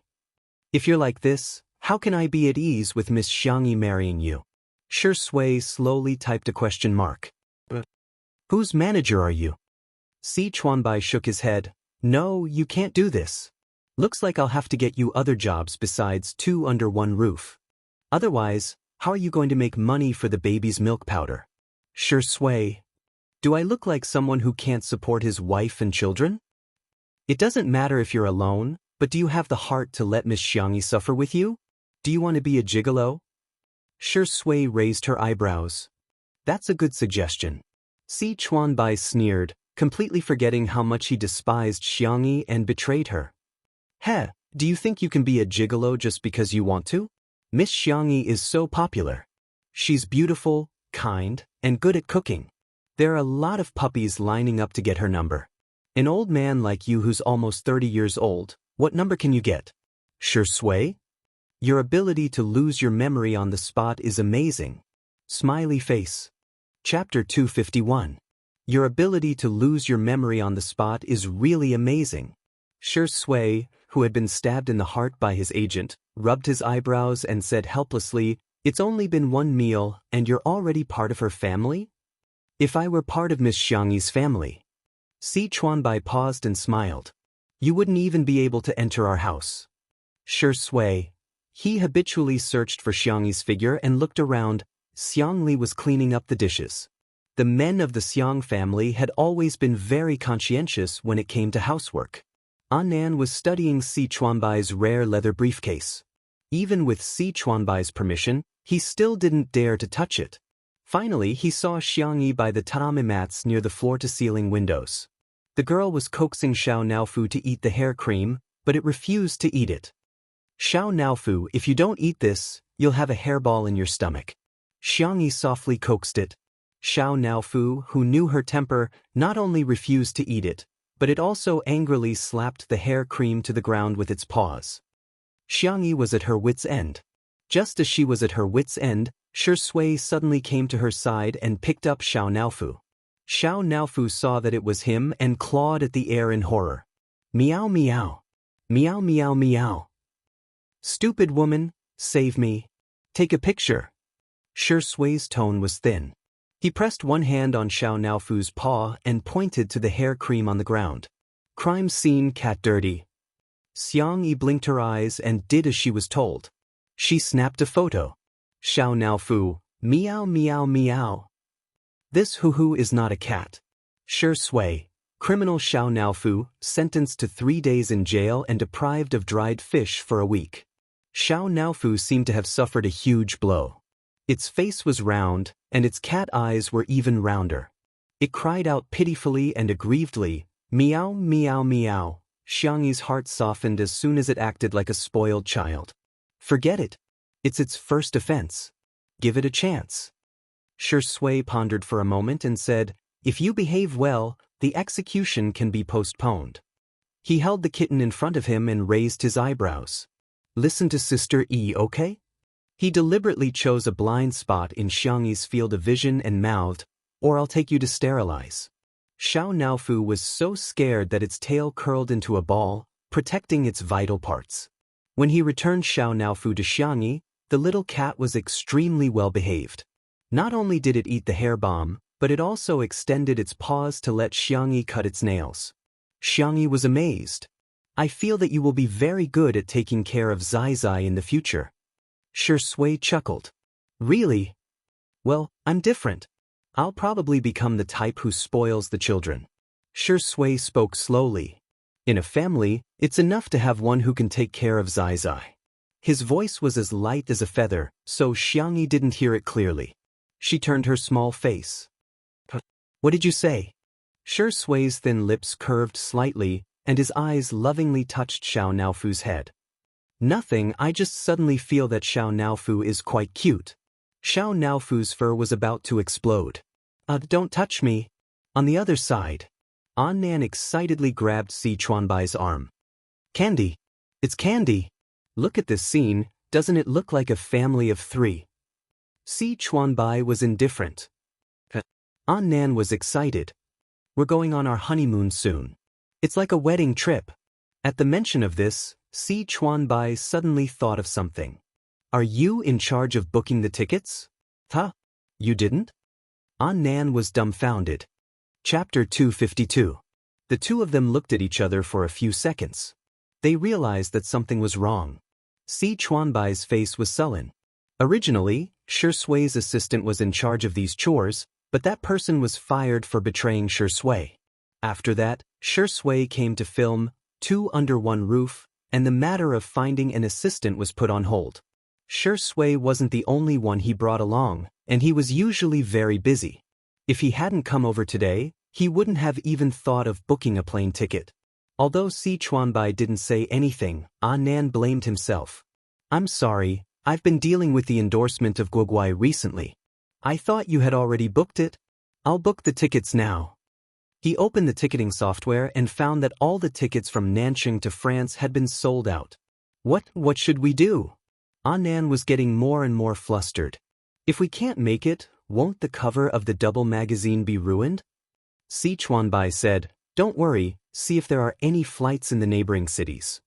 Nan exclaimed, Yes, I'll take a look now." However, unfortunately, the tickets to Country F from the nearby cities were all sold out. It would take 4 or 5 hours to drive to the nearest city where tickets were available, and there were no first-class or business-class tickets available. The flight to France would take a long time, and it would be very tiring to sit in the economy class. Then, they would have to go for a high-intensity shoot. Si Chuanbai's brows were furrowed so tightly that they could almost kill a fly. Nan looked like he was about to cry. "Book the economy class tickets first, I'll take care of the rest." In the evening, in the live stream of Two Under One Roof, the two agents left after lunch. Xiang Li received an urgent call in the evening and returned to the research institute for the time being. The plain and heartwarming scene attracted the attention of countless netizens. There were only 2 people and a cat at the dinner table, and the netizens immediately began to tease them. "Two under one roof, look what I found." Today, Shui and Sister Yi are both wearing white clothes, and Xiao Naofu is white too. They're openly wearing parent-child outfits. "What parent-child outfits?" Xiao Naofu is offended. "What the F***ck? Shui is actually putting food in the vase fairy's bowl?" Under everyone's gaze, the man in the camera calmly and naturally served Xiangyi food and soup. It could be said that he was extremely virtuous. "Rest early later. I'll clean up and give Xiao Naofu a bath." The netizens who had watched the video in the morning were dumbfounded. How did the plot turn around so quickly? The comments section instantly became lively.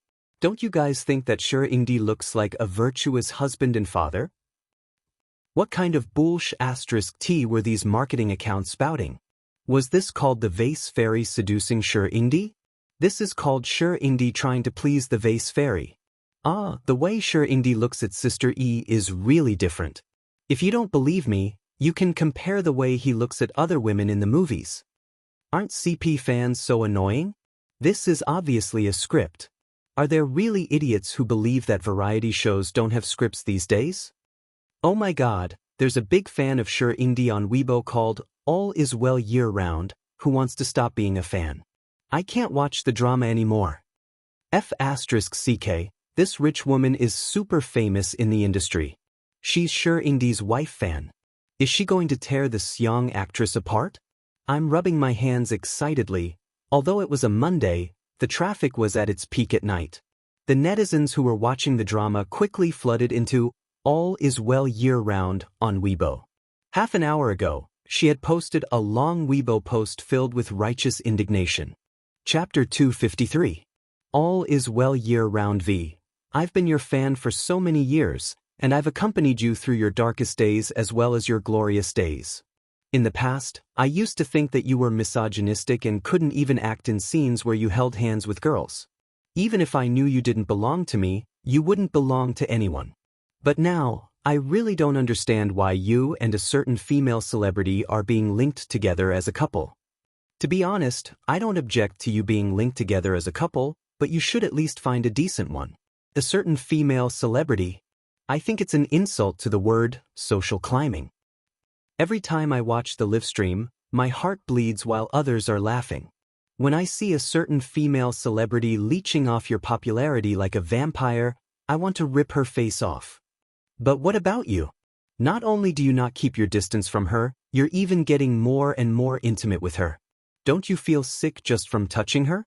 Or do you insist on linking up with such a woman even if you're going to throw up? What infuriates me the most is the information that others have leaked to me. After your assistant left, you didn't find a new one because a certain female celebrity wanted to be your assistant. She's so delicate and weak, how can she take care of others? How can she take care of you? You're going abroad in 2 days, but you only bought a ticket today, and it's economy class. A few hours of transfer and more than 10 hours of flight. Must you be so mean to yourself? I'm very tired now, really tired. If you continue to link up with a certain female celebrity, I'll consider not being your fan anymore. This blogger had hundreds of thousands of fans and was also quite famous in the fandom circle. The number of comments below soon exceeded 10,000. That's right. Someone finally said what's on my mind. Don't talk nonsense. The vase fairy is just not worthy of being your idol. Where did she get the cheek to say that she wants to be Gij's assistant? Oh my god, she can't even book a plane ticket. Forgive me for being blunt, but she's a moron. I'm crying. Why is Gij so pitiful? Did the company force him to do this? I'm really going crazy after seeing the CP fans. How disgusting. Gij belongs to all of us, not that B****. I'm so immersed. The thought of my idol being in love makes me want to kill someone. However, there were also netizens who raised doubts. If you don't understand, just ask. Sure, Indy isn't an idol, right? It's understandable that idols are forbidden from dating, but since when are actors not allowed to date? After so many days of live streaming, Xiangyi should be the most polite to Shui. On the other hand, Shui is the one who's taking the initiative to express her goodwill. Isn't Shui the one who's hyping up the couple? Let's not talk about whether the assistant is real or not. Which celebrity would book their own plane tickets? The comments on Weibo were arguing nonstop, and the live stream was also arguing with each other. Buzz. The phone on the dining table vibrated. Xiangyi picked it up and saw that it was a message from Nan. It started with a screenshot, followed by a series of crying emojis. She replied and looked at Shui. Nan said that tomorrow's flight was suddenly cancelled because of the airport scheduling. Why don't I get someone to arrange for us to leave earlier tonight? Shui, okay, I'll listen to you. Xiangyi said indifferently, okay. In the live stream, the fans who had rushed over after hearing the news were about to die of anger. You think we'll leave just because you said so? How are you going to fly without a plane ticket? How are we going to fly without a flight? Do you have any common sense? I'm so angry, I'm so angry. The magazine cover is going to be ruined, it's all your fault. Chapter 254. In the manor, Xiangyi found the butler's phone number and sent him a text message to explain the situation. Soon, she received a reply from the butler. On the day of her coming-of-age ceremony, her grandfather had given her a small private jet painted in a girlish pink color and named it Tutu Flight. I've asked and he said that we can set off at any time. Xiangyi put down her phone and continued, shall we leave after the live stream? Shui naturally knew about the Tutu Flight. She nodded and informed Si Chuanbai as well. Si Chuanbai's reply was a long ellipsis. He and Little Colorful Feather were extremely anxious and frantically tried to buy tickets, thinking that it was a disaster. They didn't expect that it would be resolved so easily by Miss Xiangyi. Si Chuanbai tilted his head and looked at Nan, who was still checking the tickets speechlessly. Why didn't you say earlier that your artiste has a private jet? What?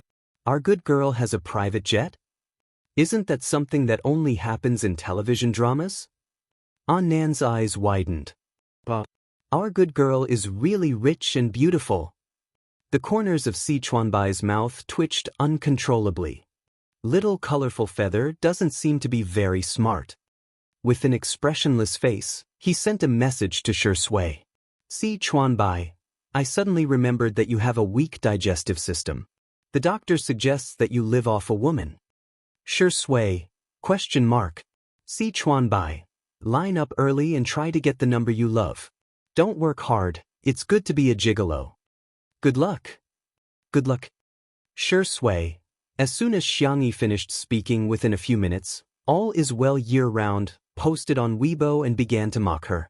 All is well year-round. To a certain actress, do you own the airport? Do you know how troublesome it is to dispatch people at the airport?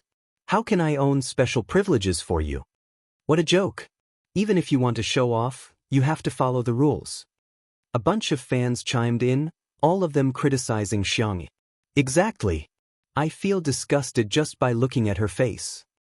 It doesn't matter if her image is ruined, but what if our brother can't get the cover of the magazine? That magazine is the top international magazine. The Vase Fairy is so annoying. Without our brother, would she have the chance to shoot such a high-end fashion resource? It's fine if you don't cherish it, but you're dragging our brother down. You're a pest. The number of Fearsome's fans was comparable to that of the top celebrities. It was inevitable that there were some irrational girlfriend fans and wife fans who were extremely powerful. Several female celebrities who had worked with Fearsome before had been taught a lesson by them. This time, they followed their previous example and killed Xiangyi's superfans. As if that wasn't enough, they even killed Xiangyi's superfans. Xiangyi's fans were furious, but there was a huge disparity in the number of people on both sides, so they couldn't fight back. Until someone commented on "All is well year-round" on Weibo. Frowny face, do you have eyes? Xiangyi's manor is so big, and she has a few awesome brothers, a gaming guru, a top designer, and a genius medical doctor. It's normal for her family to have a private jet, right? All is well year-round came from a well-to-do family in real life, so she boasted that she knew a lot. Even if she has a private jet, do you think you can fly whenever you want?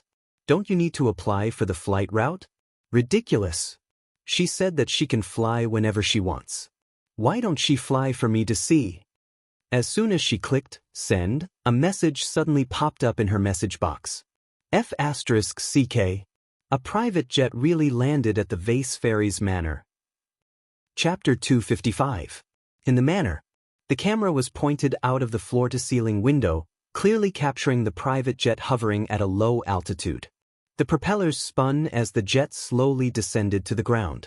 It was a pink plane with rabbit ears painted in white in front of the cockpit. There was also a line of English letters on the fuselage, rabbit. There was an uproar in the live stream. I'm getting goosebumps. Is this the daily life of Ms. Perfect? Rabbit? Tutu flight? Ah, Tutu is on Tutu flight, she's so cute. Ah, our sister Yi's face slapping may be late, but she'll never miss it. Someone uploaded the Weibo post about the flight route application to the livestream. After Li Jianyu saw it, he was a little curious and couldn't help but ask, Sister E, don't you have to apply for a flight route for a plane? Can your Tutu flight fly to France? Xiangyi, Uncle Butler is in charge of this. It seems that he has to apply for a flight route and airspace in one go. Then, regardless of whether he's flying or not, he will send out a flight plan every day. That way, he can fly whenever he wants. However, apart from the annual family trip, she didn't usually use the Tutu flight. The netizens in the live stream, got it, got it. Where do you get the plane? A friendly reminder, of course you can fly if you want, but the flight route costs money. So does the plane maintenance and fuel. This trip is much more expensive than a plane ticket. I just checked, the Tutu flight model costs about 100 million yuan. After buying the plane, you'll have to hire a pilot and crew, as well as maintenance and service personnel. In other words, you'll have to be able to afford the plane and the crew too. On Weibo, All is well year was immediately mocked. Looking at the mocking comments made by the netizens, she was so angry that she smashed her phone. She had liked Fearsome for so long and had done so much for her, but why did Fearsome have to let her down? Originally, she felt a sense of superiority when compared with Xiangyi. She was just a female celebrity. How could a variety star who was hated by everyone on the internet compare to her? However, with the popularity of Two Under One Roof, she gradually realized how outstanding Xiangyi was. A strong sense of crisis enveloped All is well year-round. She couldn't accept this reality. Maybe it was just that Fearsome didn't see her. If he had seen her, perhaps everything would have been different. Paranoid thoughts continued to linger in her mind. She picked up the phone that had a crack on the screen and slowly typed. At 9 o'clock, the live broadcast ended. Xiangyi had already packed her luggage in advance. She didn't bring too many things with her as it would only take her 3 days to complete the shoot. She made a video call to her fourth brother, Xiangyu. Xiang Yu stared straight at Xiao Naofu, his Adam's apple bobbing up and down. Xiao Naofu, live well with fourth brother for the next 3 days. The girl wanted to kiss it, but the little cat dodged. Xiao Naofu was extremely aggrieved. Meow, this who wants to go too? The plane will vibrate violently when it takes off and lands. You might feel very uncomfortable or even get sick. Xiao Naofu's pointed cat ears drooped as it leaned on her shoulder sullenly. Fourth brother will take good care of you. Hey, do you remember him? Xiao Naofu glanced at the esports guru in the video. Meow. On the other end of the video call, Xiang Yu seemed very calm, but his heart was in turmoil. Oh, it's meowing at me. Chapter 256. Xiang Yu cleared his throat. Ahem, sis, don't worry. Xiang Yu reluctantly put Xiao Naofu into the cat bag and handed it to Li Jinyu. As for why Li Jinyu was chosen, it all started from the time when Smog's cat fetish was seen by the entire internet and caused a social disaster. The fans of Two Under One Roof requested that the production crew go to the Logic Team's base to film a follow-up. Li Jinyu obtained permission and took the opportunity to bring the cameraman there for a short livestream. While the tutu was soaring in the starry sky. In the villa area of Nanqing, Logic's esports base was still brightly lit. After a round of 8 p.m. hand-speed training, the team manager clapped his hands and said loudly, "The takeout has arrived. Everyone, take a break." It just so happens that the crew of Two Under One Roof is also here. Let's do a short live stream. Oh, Xiao Naofu is here? Captain Wander's eyes lit up, and the other guys had similar reactions. The calmest one was Xiang Yu. The team manager laughed and said, "Yes, our Sameo Ji's little wife is here." Ever since Xiang Yu's cat fetish last time, everyone had joked that Xiao Naofu was his little wife. Xiang Yu walked out of the training room coldly. In the spacious living room, Li Jinyu and the others had finished adjusting the equipment and happened to film Xiang Yu. The livestream room was bustling with noise and excitement. Ah, it's Sameo Gu. Look at you guys calling him Sameo Gu so much, I can't remember his English name anymore. Big Brother looks so cool in black. Who would have thought that Big Brother was a cat fetish maniac? The cat bag was placed on the ground and Li Jinyu unzipped it. Xiao Naofu stuck out half of its head cutely. Its pointy cat ears trembled and its clear sapphire-like eyes stared straight at Xiang Yu. The young esports god paused for 2 seconds before walking over with one hand in his pocket. He looked down at the soft white cat condescendingly. Xiao Naofu, listen to me. Nothing can be accomplished without rules. Kittens should behave like kittens. First, eat at a designated place and don't climb onto the table. Second, sleep in your own nest and don't climb onto the bed. Third, every player here is busy. Don't disturb your brothers during training. After a dozen or so lines, Xiang Yu finally stopped and asked coldly, "Have you memorized them?" Xiao Naofu meowed obediently. Meow meow meow, I know.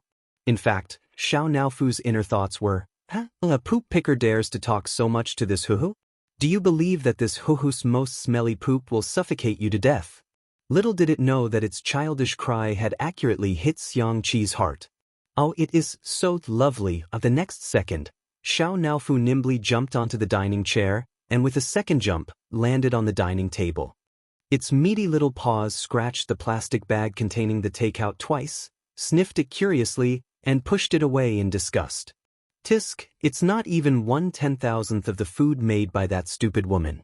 It sat down on the dining table and tilted its head to look up at Yu Sheng. Li Jinyu, Smog, Xiao Naofu is too naughty.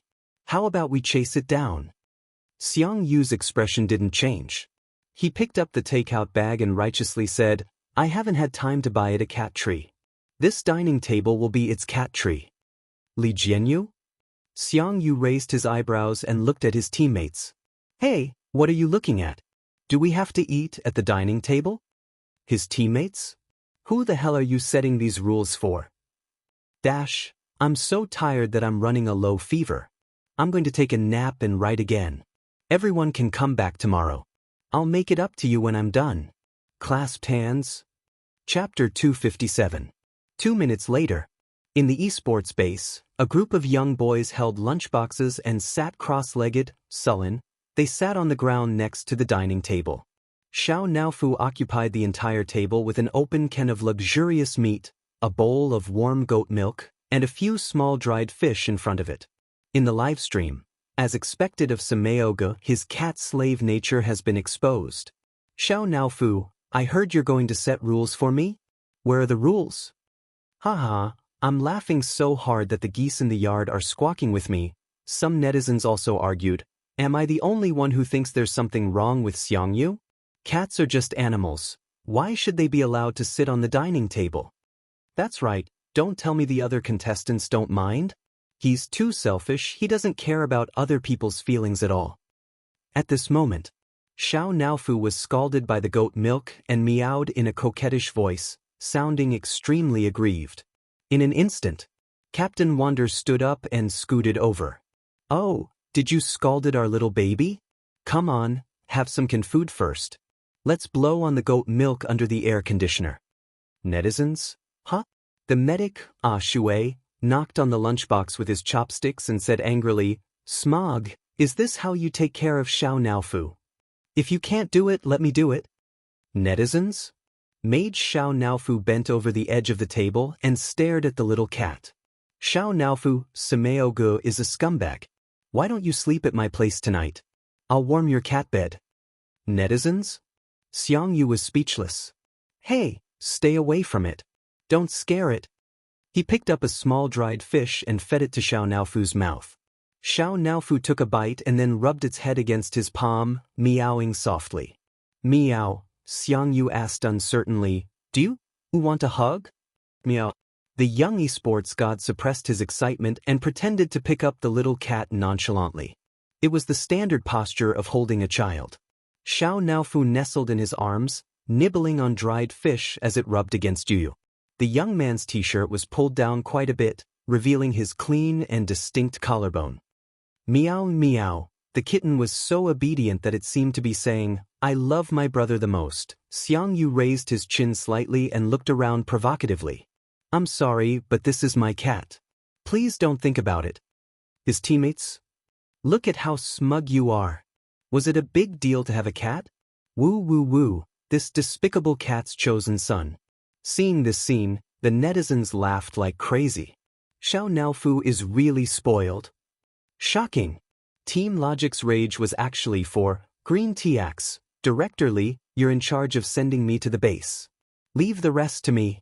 There's no man I can't handle. 2 o'clock in the morning. After the training room ended, the contestants returned to their rooms to rest. The dormitory was a 2-person room. Wander and Xiangyu were roommates. The cat bed next to the bed was empty. Xiangyu's gaze shifted to the bed. The little cat was lying in the middle of the bed with its head facing up, revealing its soft and round belly. It was snoring softly and sleeping soundly. Wander fanned the flames. Look, Xiao Naofu isn't obedient at all. Not only is it climbing the bed, but it's also snoring. It's too much. The next second, Xiangyu shot him a sharp look and said in a low voice, Keep your voice down. Don't disturb Fu-Fu's sleep. Wonder. Chapter 258. It must be because the cat bed is too small. I'll sleep on the bed then. Xiangyu walked towards his captain's bed and said, I'll sleep in your bed tonight. You can go next door and squeeze with someone else. Why? Because I don't like to sleep with others, he said coldly. Wander was speechless. Listen, is that even human language? Meanwhile, All Is Well Year-Round posted a message on Weibo in the middle of the night, expressing her intention to commit suicide. All is well year-round. You guys have no idea how rare it is for a person who has been in the dark for a long time to have a ray of light. Now that my world is shrouded in darkness again, perhaps it's time to end all this pain. When the netizens who were surfing late at night saw this, they quickly rushed to comfort her. Sisters, don't let your imagination run wild. You're the cutest. Are you hungry? I'll order you some supper, okay? Are you suffering from depression? Oh my God, hurry up and see a doctor. All is well year-round, replied a few of the comments, full of dejection. I hate myself like this. Maybe she's the most suitable for him. But I'm still so worried about him. I'm worried that he'll have a hard time. I've doted on him for so long, I can't bear to see him suffer even a little. She posted a picture, which showed the city Shui and Xiangyi were going to. Due to the recent food festival, all the hotels were packed to the brim. After being incited by her, the fans immediately got angry again. They can't even book the plane tickets. Can that be *Teach book a hotel? The thought of Xiang Yu taking a 10-hour flight to a foreign country without even a hotel to stay in. Is he going to sleep on the floor at the airport? I also heard the news from Xingchen Entertainment. The Vase Fairy even took the initiative to ask to be Shisui's assistant. Xiang Yu didn't reject her out of courtesy at that time. She wouldn't take advantage of Xiang Yu's gentleness to hurt him so recklessly, would she? After a night, the netizens who woke up early habitually opened Weibo. The name All Is Well Year-Round was on the hot search list, so many people clicked on it. When they saw her post on Weibo and the strange imagination in the comments, everyone was dumbfounded.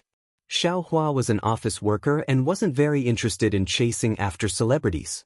After watching Two Under One Roof for 2 days, she had a good impression of Xiangyi and couldn't help but type frowny face, even if you can't book a hotel, you can still sleep on the plane. Aren't you guys thinking too much? Unexpectedly, the moment this comment was posted, it was called out by All Is Well Year-Round. He deserves all the good in the world. You don't know anything. Smile. With just a few sentences, he successfully set the pace. Soon, Xiaohua was scolded by his fans. The Vase Fairy's whitewashing dog? Don't bother, she won't be able to clear her name. You can leave now. Why should our brothers suffer because of her? Who asked her to say that she wanted to be our brother's assistant? In the beginning, Little Blossom tried to reason with them, but he realized that these people wouldn't listen at all. After being scolded for a long time, Xiaohua was very depressed and felt that her good mood for the day had been ruined. She was really speechless about the behavior of All Is Well Year-Round that led to online violence. In the next second, she received a message from her best friend who was studying abroad. I'm shocked. I saw a private jet landing on the top floor of the Atlanta Hotel on my way to school. It's the super expensive 7-star hotel that I complained to you about last time. Poverty has really limited my imagination. Chapter 259. There were still a few more stops before the train arrived. Xiaohua and her best friend began chatting enthusiastically. Little Fafa, the hotel where the cheapest room during off-season costs a few thousand yuan. All the rooms are 2-story suites, and the paintings on the walls are authentic? I love hot pot, yes. There are royal suites, presidential suites, and so on. It's just like the Mary Sue TV series we used to watch. There are butlers, chefs, and waiters. I love hot pot. Woo, this plane even has rabbit ears. It looks so good. Sister, quickly become a rich woman and keep me. I want a pink plane too. I love hot pot. Picture, so cute. Xiaohua sighed. She swiped her finger to select an emoji pack. Suddenly, she thought of something and clicked on the picture sent by her best friend. She zoomed in, and the English letters on the plane came into view. Rabbit? Tutu flight? Isn't that the private plane that Xiangyi and Shiringdi took? Xiaohua! Exclamation point. She switched to her Weibo page and posted the picture in the comments section of All Is Well Year-Round. She then imitated the sarcastic tone with the caption frowny face. No way, right? Do you guys only know how to choose 4-star and 5-star hotels? Have you guys forgotten that there's the only 7-star hotel in the world in a city? The top floor of the hotel has its own helipad, a revolving restaurant in the sky, an underground ocean tunnel connected to a seafood restaurant, and a submarine to pick you up. This is how simple the life of a rich and beautiful girl is. Dog head. The caption was a picture of the Tutu flight landing on the top floor of the hotel. After the comment was posted. 7-star hotel? What are you making up? F***CK? I checked, there really is such a hotel. A 6-figure presidential suite has just been booked. The fans were dumbfounded. Even All Is Well Year-Round pretended not to reply. We have arrived at North City West Station. Passengers, Please take your belongings with you and exit from the left door. The announcement of the arrival of the train sounded, and Xiaohua got off the train feeling refreshed. It felt so good to be slapped in the face. She lowered her head and followed Xiangyi's Weibo, a happy smile on her face. Inside the suite, Xiangyi took a nap on the plane, so she wasn't very sleepy now. She took out her phone and reported to her family. Third brother replied instantly, "I've already prepared the little dress you'll be using for the photo shoot. See you at the castle tomorrow." The castle was the filming location for the next day. Xiang Qi's studio was here. After flying over the night before, he was full of inspiration and rushed out 3 sets of dresses with a dozen assistants. The magazine was already giving him face. When they heard that he had designed 3 new sets, they were extremely excited. This was Hades's return to the fashion industry after a year of absence. Therefore, the magazine immediately decided to use Hades's work for the cover. Her fourth brother, Xiang Yu, quickly replied as well. In addition to reminding her, he also sent a 9-page grid of Xiao Naofu, as well as numerous short videos. Xiangyi sighed as she watched Xiao Naofu eat until its belly was round and the fur on its head was flat. She wondered if Xiao Naofu would become as fat as a pig or go bald first in fourth brother's hands. Her second brother didn't reply,